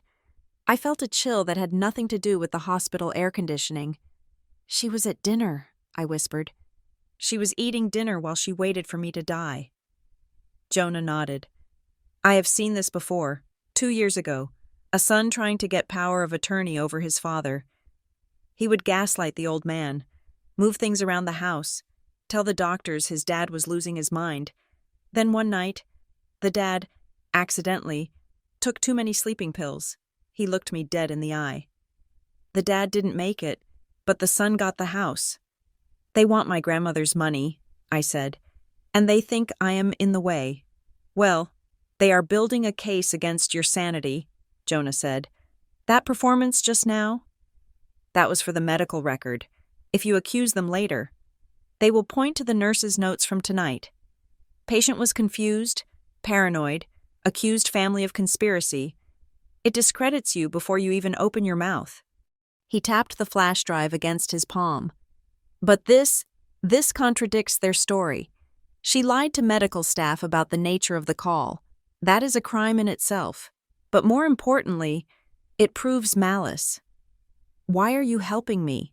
I asked. You could lose your job. Because I don't like being used as a weapon, Jonah said grimly. And I don't like watching people get away with murder. I reached for my phone, which was sitting on the bedside table where my father had left it. My hands were shaking, but I managed to unlock it. I have something too, I said. I opened my photo gallery. There it was, the last photo I had taken. The timestamp was 7:30 in the evening. It was the photo of the white box on my welcome mat, and the second photo, the close-up of the jars. I turned the screen toward Jonah. She said she didn't send it, but look. Jonah leaned in, squinting at the screen. He studied the label, Sea Glass Allergy Safe Sweets. His brow furrowed. He reached out and zoomed in on the image. That's impossible, he muttered. What? I live in the arts district, Jonah said. My niece has a severe peanut allergy. We buy her birthday cakes from Sea Glass every year. I know the owner, Mr. Henderson. He is militant about his kitchen. Jonah looked at me, his expression darkening. Caroline, Sea Glass is a nut-free facility. They don't even allow employees to bring peanut butter sandwiches for lunch. If they found a peanut in that kitchen, they would burn the place down and start over. So it was a mistake, I asked, hoping against hope. No, Jonah said. It means Sea Glass didn't make that mousse. If that jar had peanuts in it, it didn't come from their kitchen. Someone bought a jar, emptied it, filled it with something else, and resealed it.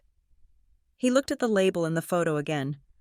Or they bought a jar of something safe, and someone switched the contents. But the seal popped, I remembered. It sounded fresh. You can buy shrink bands on Amazon, Jonah said. And you can print labels if you have a high-quality printer. This wasn't an accident. This was a counterfeit. My stomach turned. The level of premeditation was sickening. It wasn't just a moment of opportunity. It was a craft project. I need that jar, Jonah said. Did they really clean your apartment? They said they did. Then the jar is gone, Jonah said. They destroyed the physical evidence.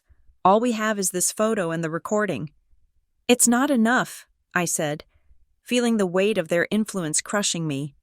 They are rich. They are respected.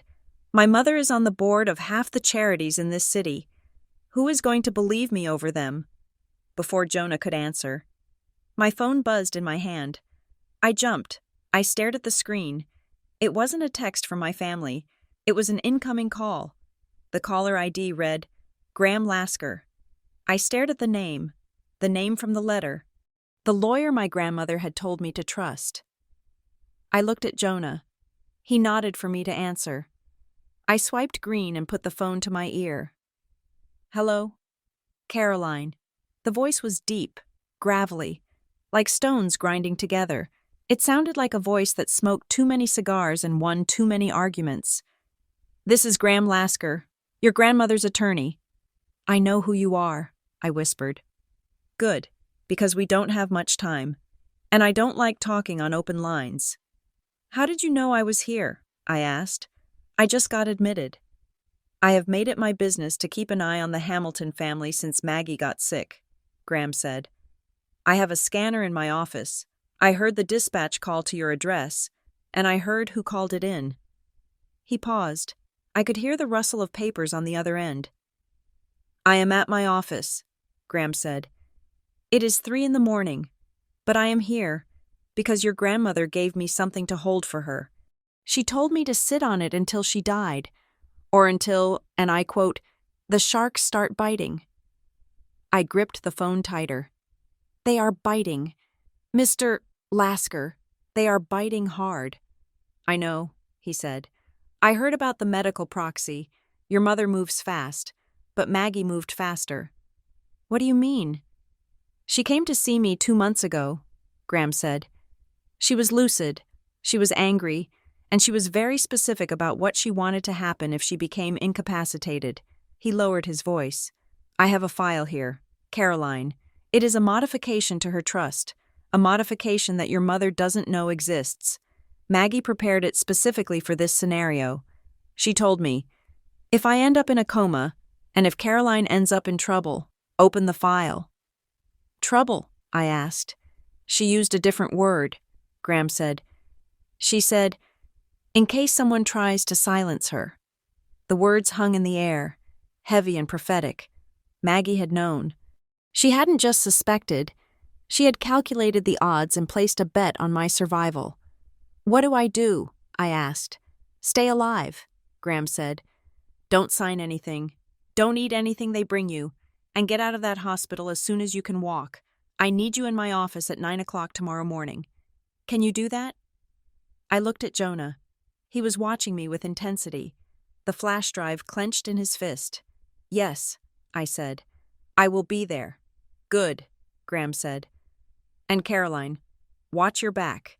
If they missed the first time, they don't usually wait long for the second attempt. The line went dead. I lowered the phone. I looked at Jonah. The lawyer has something, I said. Grandma left a failsafe. Jonah pocketed the flash drive. Then we have a fighting chance. He walked to the door and checked the hallway. I have to get back to the station before they notice I'm gone, but I will keep the recording safe. I will give you my personal number. Text me if they come back. Jonah, I said, stopping him. Thank you. He paused, looking back at me. Don't thank me yet. We haven't won anything. We just survived the opening credits. He slipped out of the room, leaving me alone in the sterile light. I looked at the empty chair where Maddie had sat. I looked at the spot where she had placed the white lilies. I reached over, grabbed the vase, and dropped it into the trash can. The water splashed, and the heavy thud of the glass hitting the bottom felt like the first shot of a revolution. I lay back and stared at the ceiling. They thought I was the victim. They thought I was the crazy sister who could be gaslighted into silence. But they had made a mistake. They had forgotten who raised me. I wasn't just Diane Hamilton's daughter.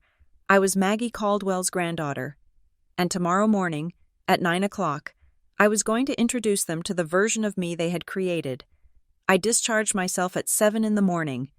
The attending physician argued with me, citing the risk of a biphasic reaction, but I signed the against medical advice forms with a hand that was steady.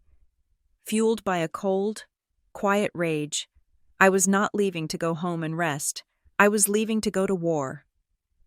Jonah was waiting for me in the parking lot.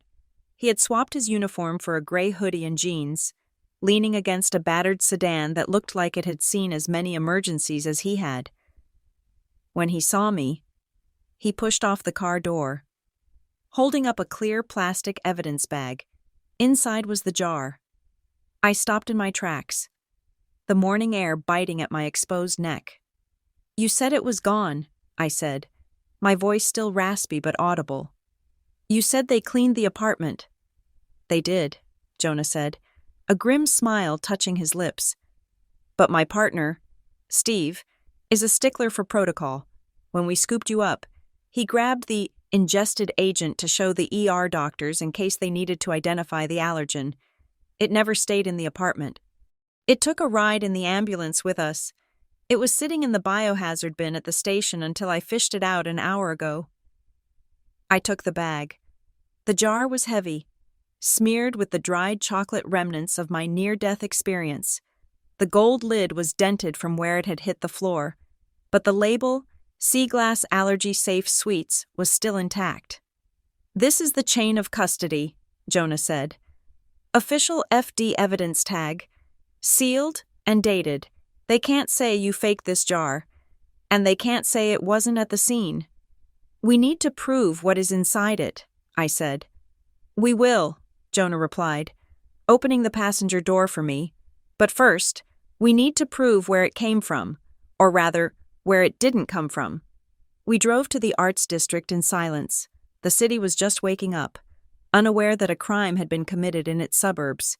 We pulled up in front of Seaglass Allergy Safe Suites, just as the owner, Mr. Henderson, was unlocking the front door. Mr. Henderson was a tall, fastidious man who treated his bakery like a laboratory. When we walked in, the air smelled of maple and vanilla safe smells. I placed the evidence bag on the glass counter. "Mr. Henderson," I said, "do you recognize this?" He adjusted his glasses, leaning in. "Well, that is my label, and that looks like my jar style. Did you have an issue with an order?" "I had a reaction," I said bluntly. "Anaphylaxis to peanuts." Mr. Henderson recoiled, as if I had slapped him. "Impossible. Absolutely impossible. We are a certified nut-free facility. We test every batch. We don't even allow staff to eat peanuts at home before a shift." "Open it," Jonah said. "Mr. Henderson hesitated, then put on a pair of blue latex gloves. He broke the seal of the evidence bag and carefully unscrewed the jar. He sniffed it, and his face went pale. "That is peanut butter," he whispered. "That is dark chocolate peanut butter mousse." He looked up at me, horror in his eyes. "This isn't my product. I have never made this in my life. The texture is wrong. The smell is wrong." Jonah reached over. "May I?" He took the jar and held it up to the light. "The label," Jonah murmured. "Look at the corner."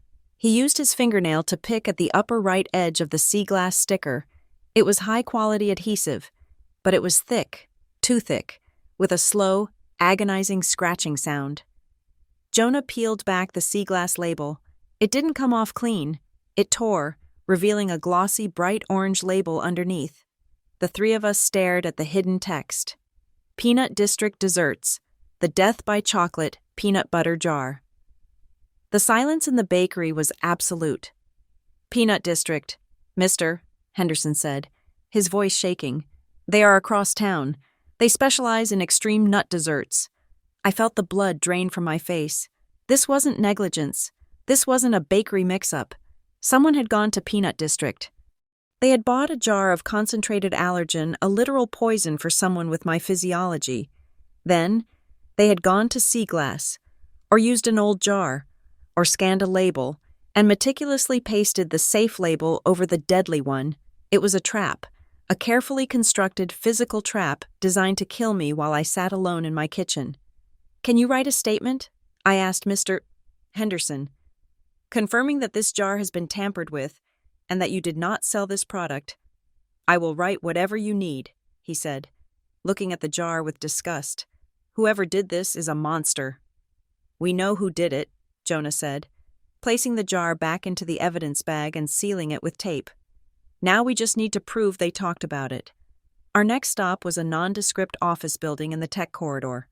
The sign on the door read, "Carver Data Recovery." But inside, it looked like the nerve center of a hacker collective. Monitors lined the walls, scrolling lines of code that made my head spin. Nina Carver was sitting behind a desk cluttered with hard drives. She was a woman in her 40s with sharp eyes and hair dyed a violent shade of purple. She didn't look up when we entered. "Jonah," she said, "you brought a stray." "I brought a client," Jonah said. "Caroline, this is Nina. She finds things people think they have deleted." I sat down. "I need to get into a cloud account, but I don't have the current password." Nina spun her chair around. "Hacking is illegal. I don't do illegal. I do forensic recovery."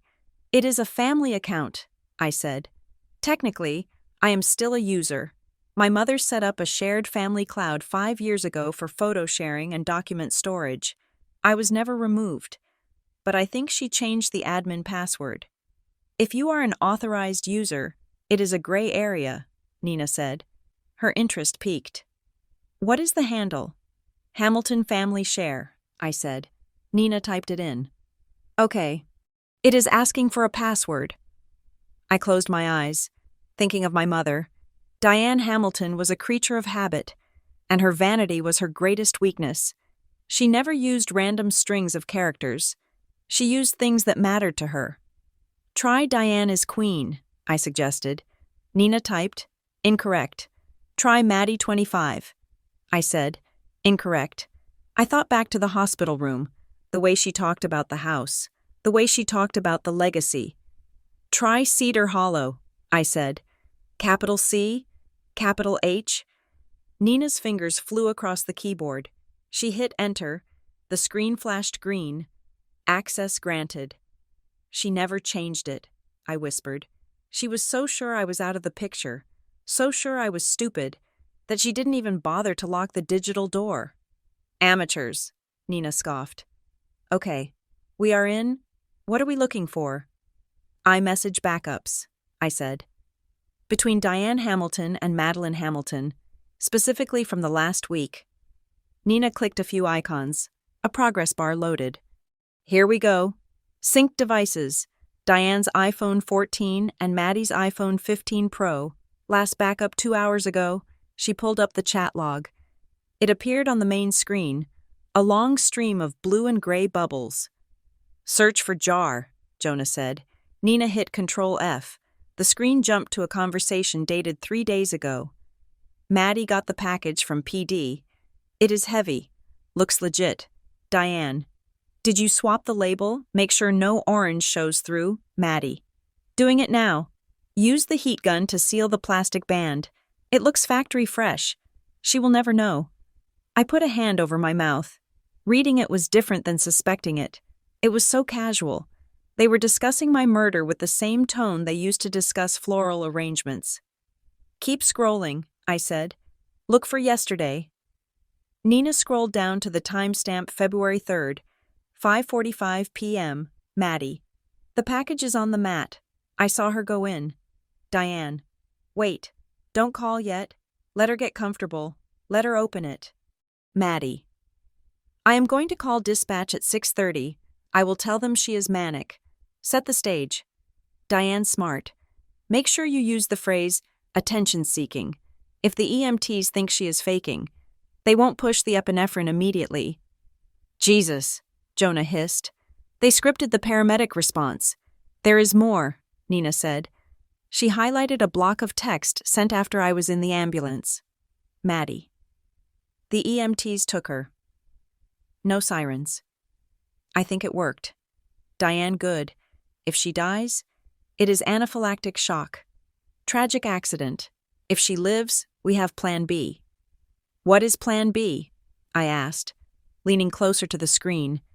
Nina clicked on a subfolder labeled Medical Records, Drafts. "This isn't a text," Nina said. "This is a document upload. It looks like a PDF." She opened it. It was a scanned document on letterhead that looked like it belonged to a psychiatrist. Dr. Eris Thorne. Patient name, Caroline Hamilton. Diagnosis, paranoid schizophrenia. Munchausen syndrome. Notes: patient exhibits frequent delusions of persecution by family members. Patient has a history of self-harm disguised as medical emergencies to elicit sympathy. They forged a psychiatric history. I realized that is why they were telling the nurses I was crazy. They weren't just gaslighting me in the moment. They were preparing to have me committed. "If you are committed," Graham's voice echoed in my head. "You can't contest a will." "This doctor," Jonah asked. "Does he exist?" "I will run him," Nina said. She typed in another window. Dr. Eris Thorne. License revoked in 2021 for prescription fraud. He is a ghost. They paid a disgraced doctor to write a fake evaluation.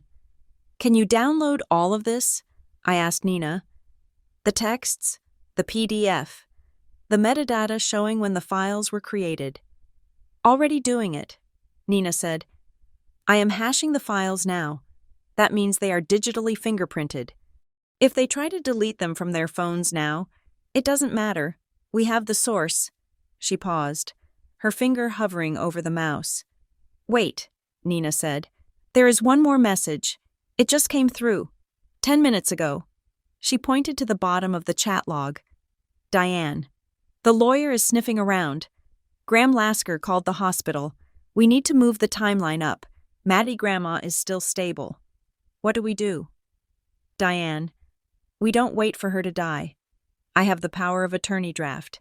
The notary is coming to the hospital at noon. We are going to sign the transfer of the Cedar Hollow deed while she is still in the coma. Maddie. Can we do that, Diane? Who is going to stop us? Caroline is discharged and probably crying in her apartment by the time she realizes what happened. The house will be in my name, and I will evict her before sunset. I stared at the screen. The time was now 8:15. They are going to steal the house, I said. They are going to forge her signature, or use a crooked notary to transfer the deed while she is unconscious. Noon, Jonah said, checking his watch. We have less than 4 hours. We need to get to Graham, I said, and then we need to get to the hospital. Nina pulled a thumb drive out of her computer and tossed it to me. Here is your ammo. Go get them. I closed my hand around the warm metal of the drive.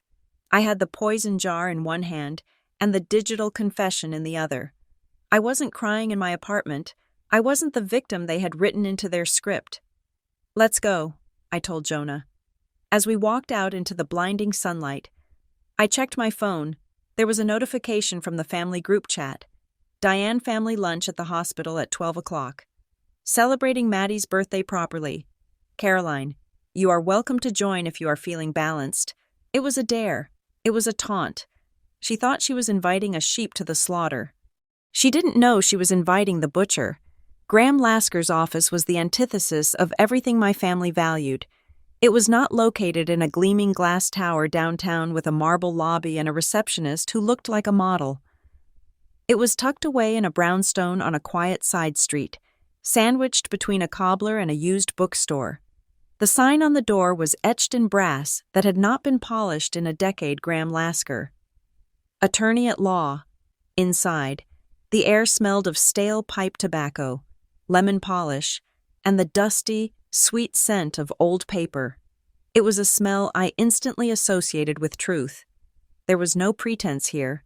The walls were lined with books that had cracked spines, and the desk was a massive slab of oak that looked like it could withstand a siege.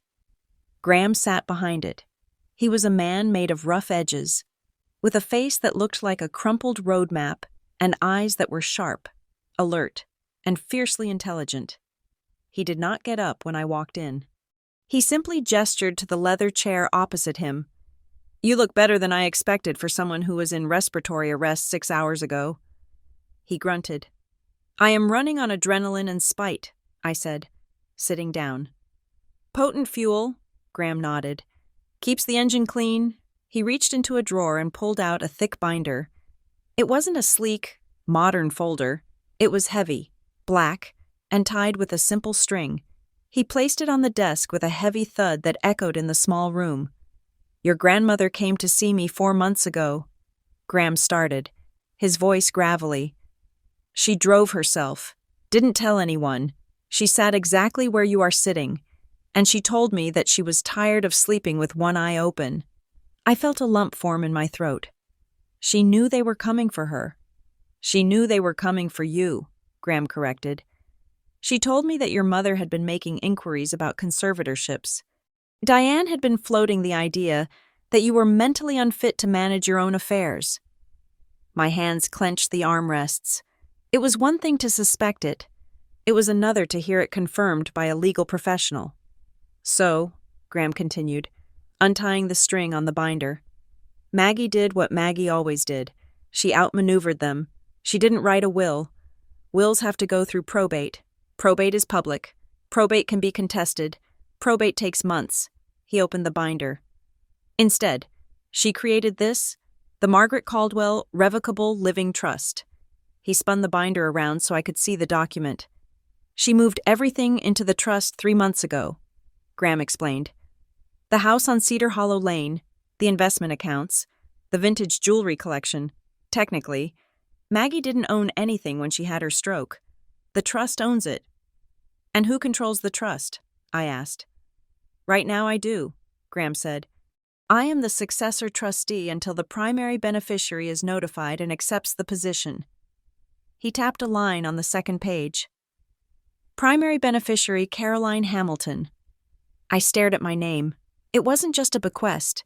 It was a shield. She left you the house, Graham said softly, and the bulk of the liquid assets. There is a stipend for your father, but it is controlled by the trustee, meaning you. There is a small symbolic cash gift for Madeline, enough to buy a used car, perhaps, and for your mother, nothing. Nothing, I repeated. 0, Graham said. But here's the kicker. Turn to page 15. I flipped the heavy pages. The legal jargon was dense, but one paragraph was bolded. The no contest clause. In plain English, Graham said, leaning back and tenting his fingers. This says that if any beneficiary challenges the validity of this trust, or attacks the character of the primary beneficiary, they forfeit their share entirely. If Maddie tries to argue you coerced Maggie, she loses her stipend.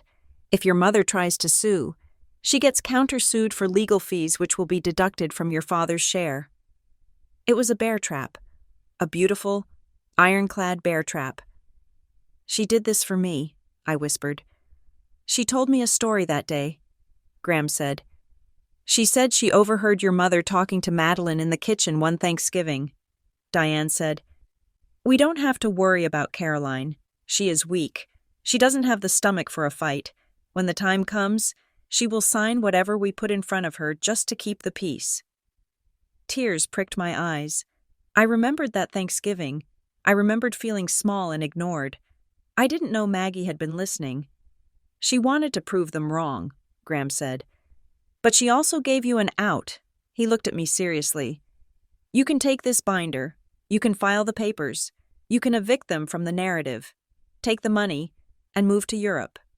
You never have to speak to them again. You can disappear and live a good, quiet life. He paused.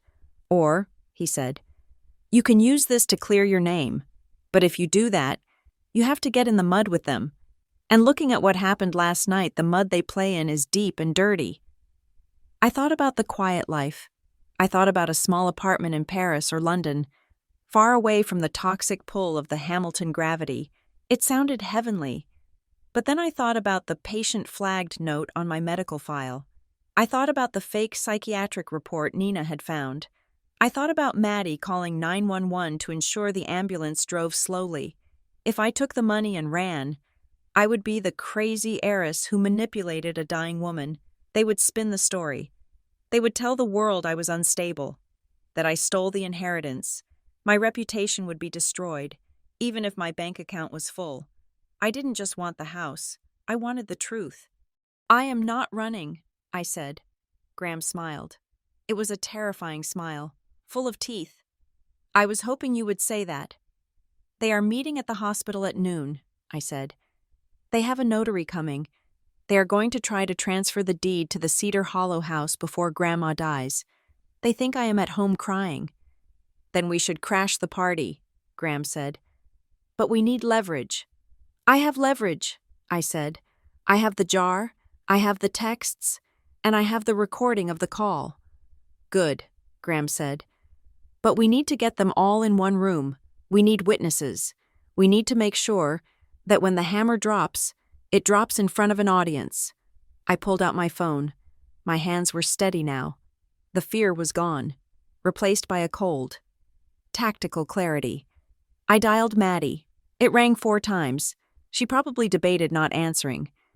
But curiosity is a powerful drug. Caroline.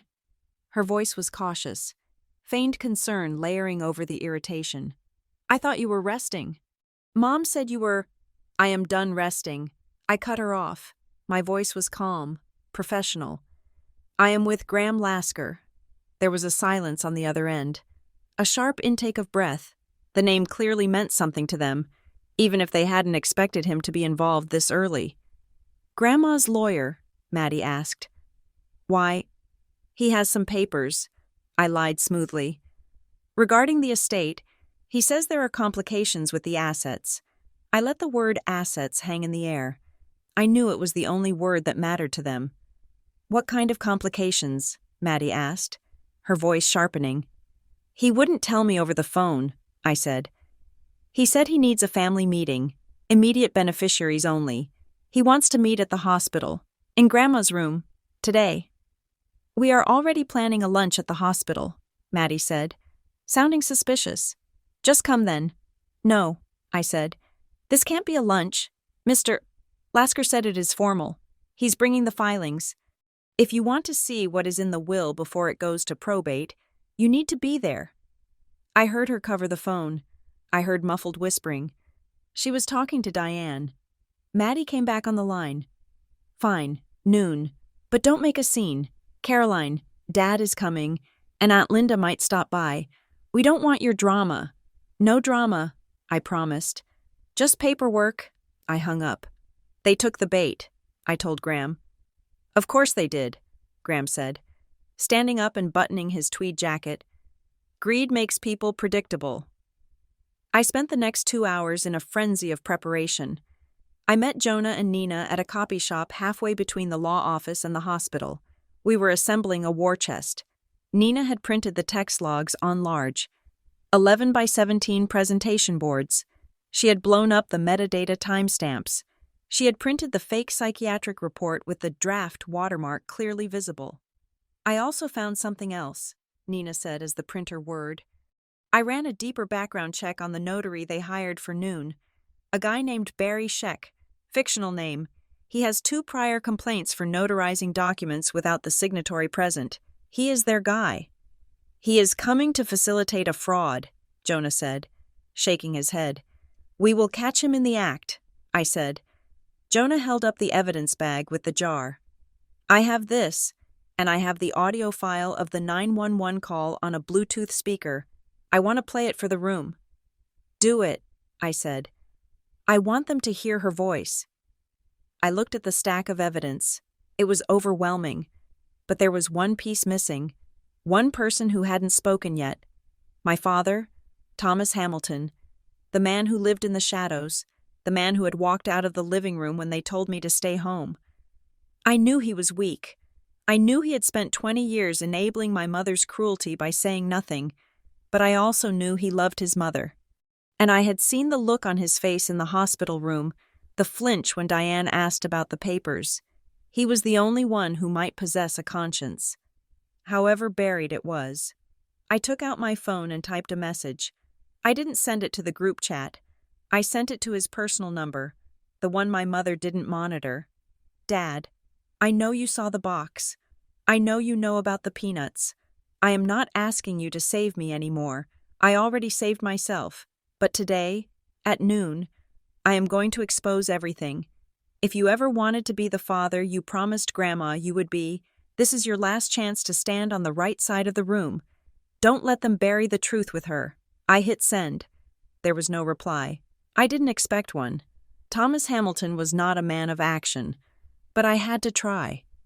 "We are ready," Graham said, pulling his car up to the curb. I got into the back seat. Jonah sat in the front. The 3 of us, an archaic lawyer, a rogue paramedic, and a black sheep daughter were an unlikely army, but we were the only one Maggie had. As we drove toward Northbridge Memorial, the city looked different to me. The streets were the same, but the colors seemed sharper. I wasn't afraid anymore. I was cold. I was focused. I checked my phone one last time before we reached the hospital geofence. A new message had popped up. It wasn't from my father. It wasn't from Maddie. It was from an unknown number, a burner phone. I opened it. "Don't come to the hospital. You think you have evidence, but you have no idea who you are actually fighting. Turn around. Caroline. For your own good." I stared at the screen. A threat. "Who is it?" Jonah asked, seeing my expression. "Someone who is scared," I said. I didn't reply. I didn't delete it. I took a screenshot and sent it to Nina. "Add this to the pile," I typed. Then I looked up at the hospital looming ahead, a massive fortress of glass and steel. "Pull up to the front," I told Graham. "I want to walk in through the main doors." I wasn't sneaking in. I wasn't hiding. I was Caroline Hamilton, the primary beneficiary of the Caldwell estate, and I was arriving to claim what was mine. The elevator ride to the 4th floor felt like an ascent to a scaffold, or perhaps a throne.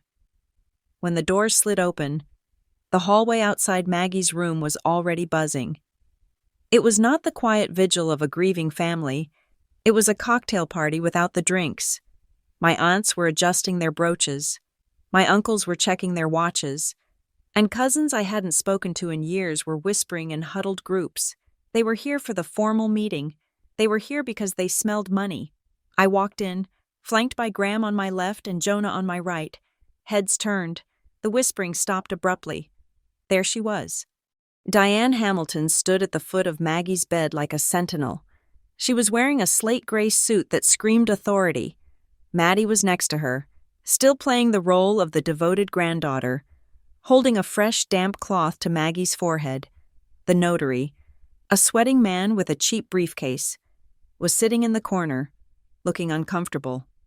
"Caroline," Diane said, her voice tight. "I didn't think you would actually come. We were just about to handle some administrative tasks." "I bet you were," I said, my voice carrying clearly in the silent room. I walked to the center of the room.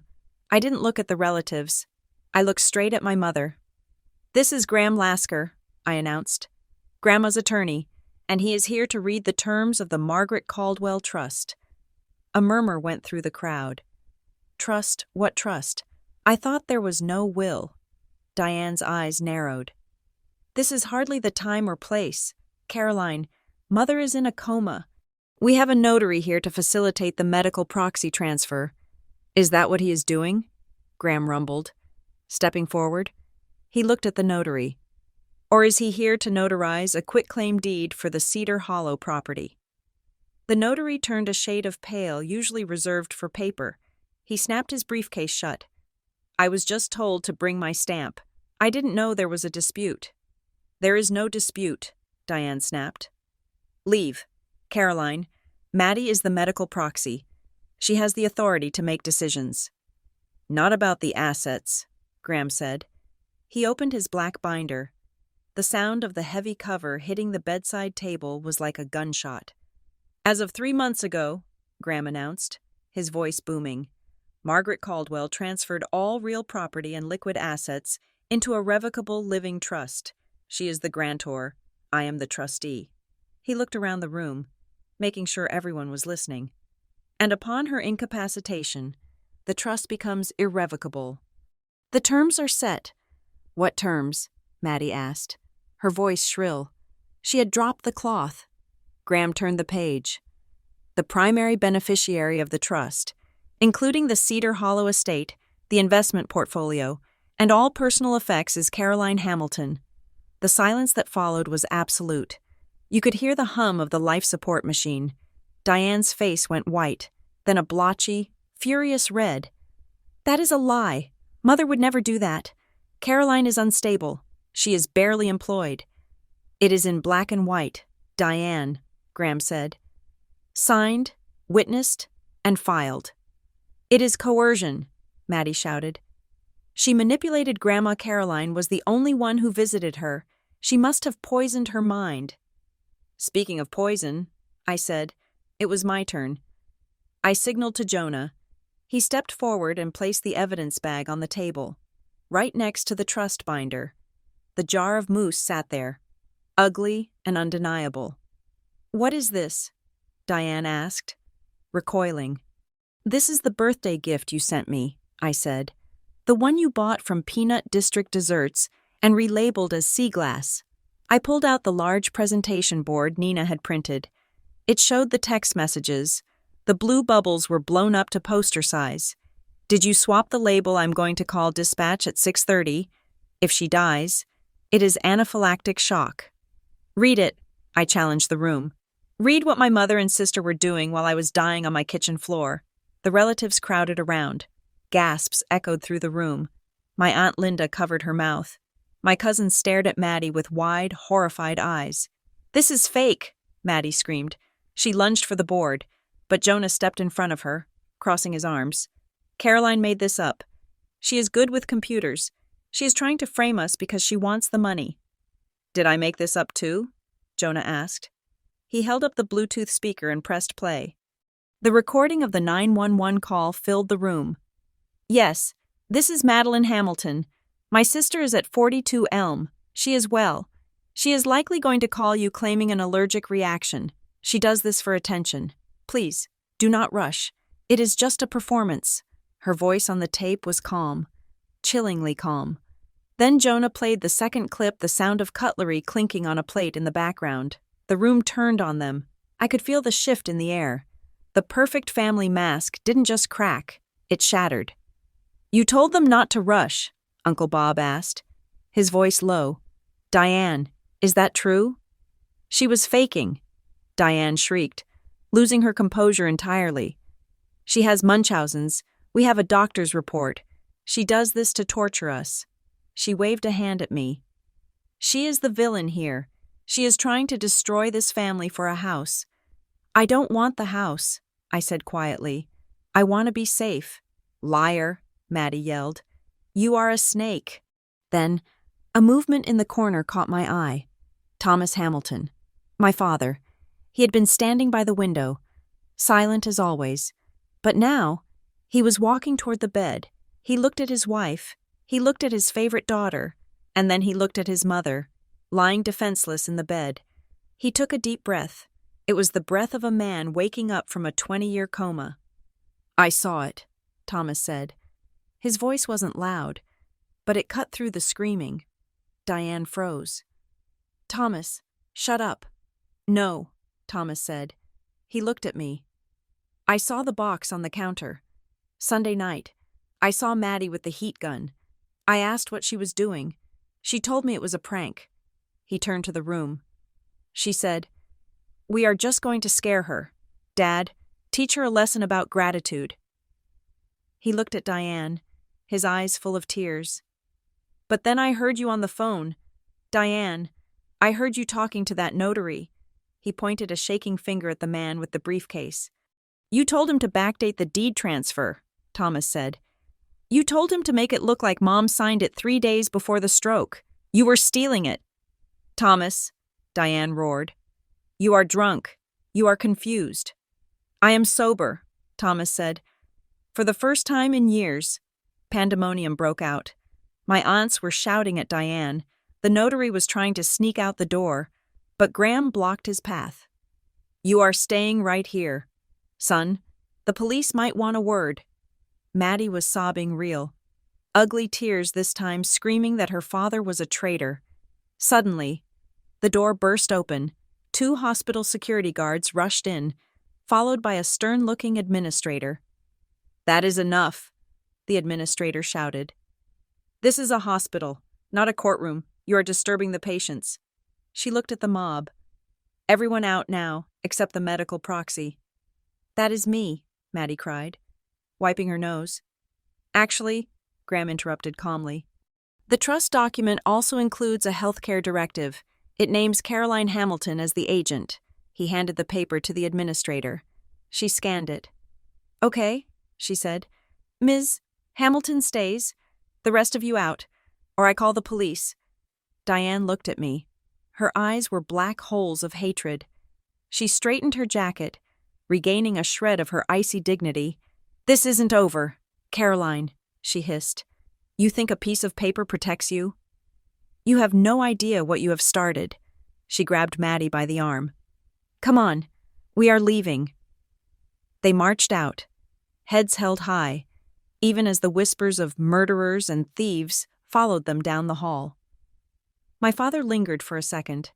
He looked at me, hoping for what forgiveness acknowledgement. I looked at him. "Thank you," I said. "But you are 20 years late." He nodded, the shame etched into his face, and walked out. I was left alone with Graham, Jonah, and the steady beat of Maggie's heart. We had won the battle. But the war was far from over. 3 days later, the subpoena arrived. I was staying at a hotel. Graham insisted I not go back to my apartment. He had fronted me the money from the trust. I was sitting on the edge of the bed when the courier knocked. It wasn't a surrender. It was a counterattack. State versus. Hamilton was not the header. It was civil suit Diane Hamilton, Madeline Hamilton versus Caroline Hamilton.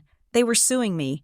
The charges were staggering: defamation of character, intentional infliction of emotional distress, fraudulent manipulation of an elder, And below that, a notice from the district attorney's office. Investigation opened attempted murder, but they weren't investigating Maddie. They were investigating me. Maddie had gone to the police first. She had flipped the script again. She claimed I had staged the poisoning myself to frame her, using the jar she innocently sent as a prop. She claimed I was the one who tampered with it. They had hired the most expensive criminal defense firm in the state, Vance Hardman, sharks who ate truth for breakfast. My phone rang. It was Nina. "Caroline," she said. Her voice was shaking. "Are you sitting down? I am holding a lawsuit. Nina, how much worse can it get?" "Much worse," Nina said. "I kept digging. I wanted to find the money trail for the fake doctor, but I found something else in your mother's deleted emails." "What?" "They have a plan B," Nina said.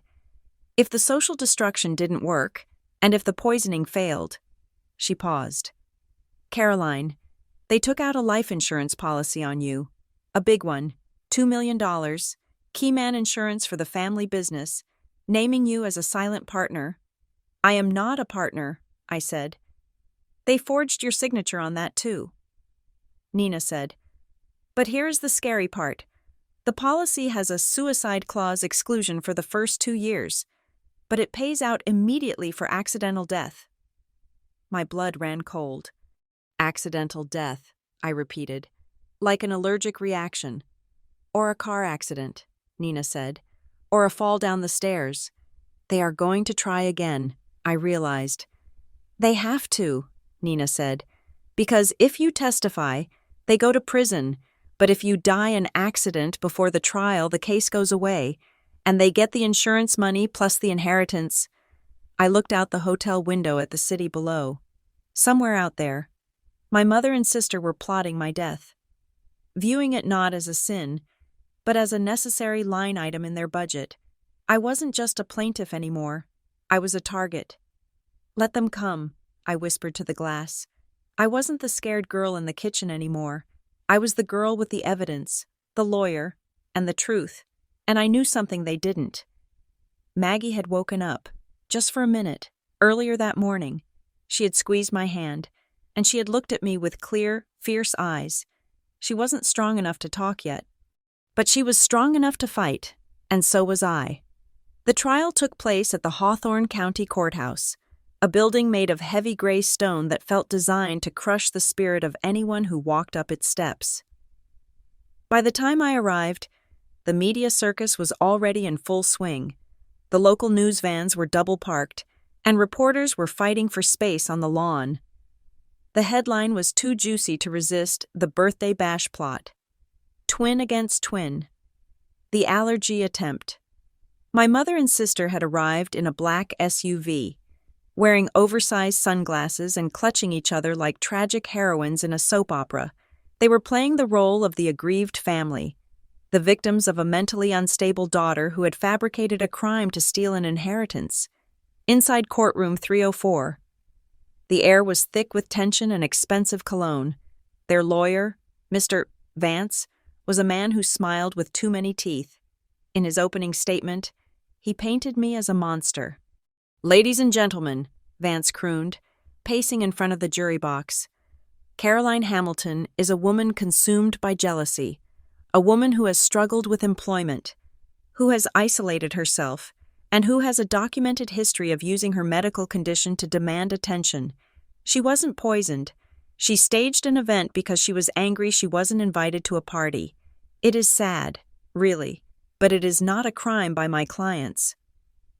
He brought up my missed rent payments.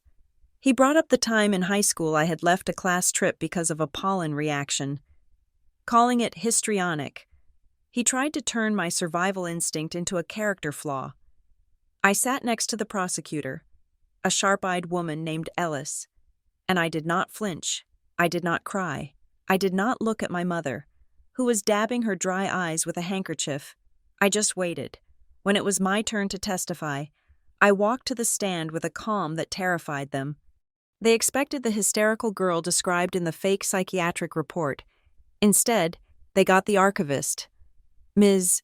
Hamilton," Ellis asked, Did you place the jar of peanut mousse on your own doorstep? No, I said clearly.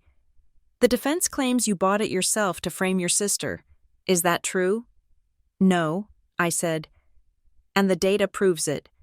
We didn't rely on tears. We relied on the timeline. I walked the jury through the forensic extraction Nina had performed. I showed them the text messages on the large projection screen. Wait, don't call yet. Let her get comfortable. If she dies, it is anaphylactic shock. The jury looked at the screen, then at Diane. My mother stopped dabbing her eyes. She started shifting in her seat. Then came the physical evidence. I held up the evidence bag containing the jar. This label, I explained, pointing to the sea glass sticker, was peeled back by the police lab. Underneath is the label for Peanut District desserts. The purchase records from Peanut District show a transaction at 4:15 on February 2nd. The credit card used belonged to a shell company registered to Madeline Hamilton. Maddie let out a gasp. She whispered furiously to Vance, but he just shook his head. The paper trail was irrefutable, but the real blow came when Jonah took the stand. He sat there in his dress uniform, looking every inch the hero. He recounted the 911 call. In my 10 years as a paramedic, Jonah told the jury, his voice steady, I have never heard a caller sound so relaxed while reporting a life-threatening emergency. She explicitly instructed dispatch to downgrade the response code. She said, "Do not rush. If we had followed that instruction, Caroline Hamilton would be dead." Vance tried to cross-examine him, trying to suggest Jonah was biased because he was friendly with me. "I am biased toward saving lives," Jonah shot back. "And I am biased against people who use the emergency system as a weapon." Next was Nina. She was the one who buried them. "I recovered a file from Diane Hamilton's cloud account," Nina testified, adjusting her glasses. "It was drafted 3 days before the birthday party. It is an email draft addressed to the extended family. Please read it," Ellis said. The courtroom went silent as Nina read the words my mother had written while I was still alive and well. "It is with shattered hearts that we announce the passing of our daughter. Caroline, despite our best efforts to manage her mental health and her reckless behavior regarding her allergies, a tragic accident occurred last night." A collective gasp went through the gallery. It was a pre-written obituary. It was the Plan B narrative, ready to be hit, send the moment my heart stopped. Diane shrank into her chair. She looked small now. The controlling matriarch facade was dissolving under the weight of her own malice. But the final nail in the coffin didn't come from an expert. It came from the back of the room. The prosecution called Thomas Hamilton. My father walked to the stand. He looked 20 years older than he was. But he walked with a purpose I had never seen in him. He refused to look at Diane. "Mr. Hamilton," Ellis asked, "do you have knowledge of the events of February 3rd? "I do," Thomas said. His voice cracked, then firmed up. "I saw my wife, Diane, on the phone with the bakery, Peanut District. I heard her ask specifically for their most potent peanut dessert. Did you hear anything else?" "I heard her ask if they sold blank labels," Thomas said. "She was angry when they said no. She told Madeline, 'We will have to print our own. Make sure it looks like the safe place. Make sure she trusts it.'" "Why didn't you stop them?" Ellis asked gently. Thomas looked down at his hands. "Because I was a coward. Because I thought they were just going to scare her. I didn't think they actually wanted her dead. I lied to myself." He looked up, tears streaming down his face. "But when I saw the ambulance lights, I knew. And when I heard them planning to steal the house while my mother was in a coma, I couldn't be quiet anymore." Maddie put her head in her hands. Diane just stared at the wall, her face a mask of stone. The defense rested. They had nothing. No witness could explain away the draft obituary or the father's testimony. But we had one last surprise. "Your Honor," Ellis said, "we have a video deposition from Margaret Caldwell, taken yesterday from her hospital bed." The judge nodded. The screens in the courtroom flickered to life. Maggie looked frail. Her silver hair was thin, and she was propped up by pillows, but her eyes were the same fierce blue steel I remembered. "My name is Margaret Caldwell," she rasped on the video, "and I am of sound mind." She looked into the camera lens, which meant she was looking directly at Diane. "I changed my trust because I saw the wolves circling," Maggie said. "My daughter Diane and my granddaughter Madeline, they love things. They love status. They do not love people." She took a breath, the oxygen tube in her nose shuddering. "Caroline is the only one who ever sat with me when there was nothing to gain. She is the only one who is kind. I left her everything not to spite them, but to save her, because I knew that without that protection, they would eat her alive." The video ended. The silence in the courtroom was heavy, final. It was the sound of truth settling like concrete.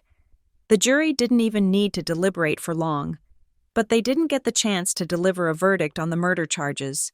Before the closing arguments, Vance asked for a recess. An hour later, they came back with a plea deal to avoid a jury verdict that would likely put them away for 20 years. They pleaded guilty to lesser charges.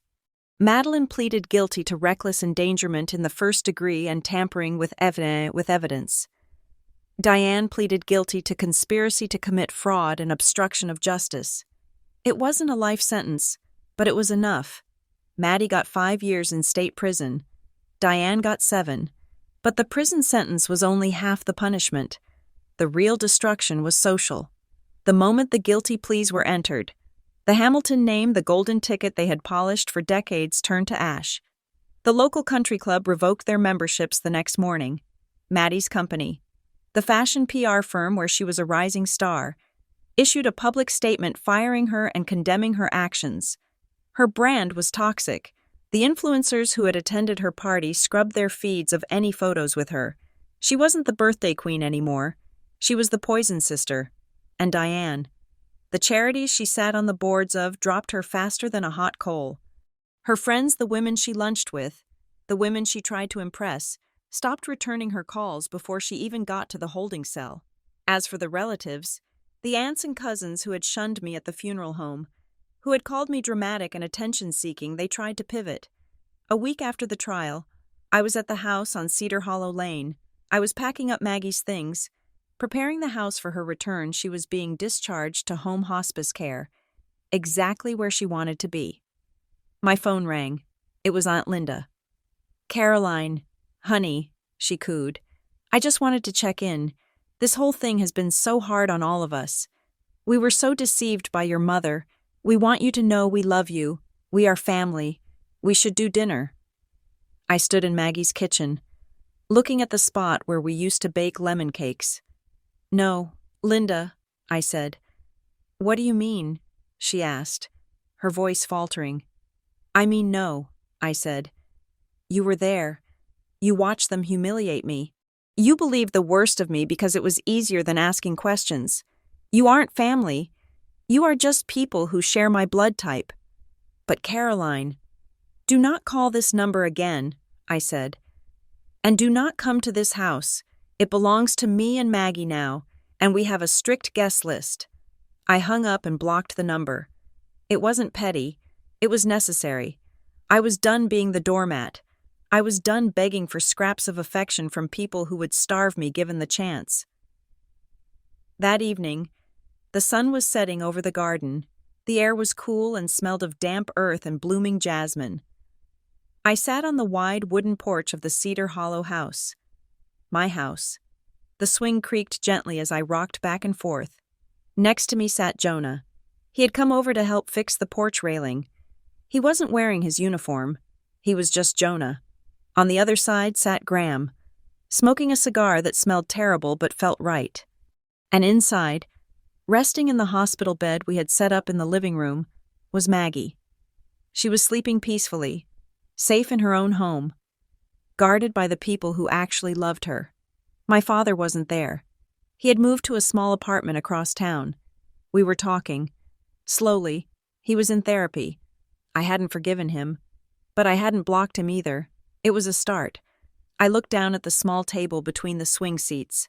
There was a cupcake, a vanilla cupcake with lemon frosting, guaranteed nut-free, and a single candle.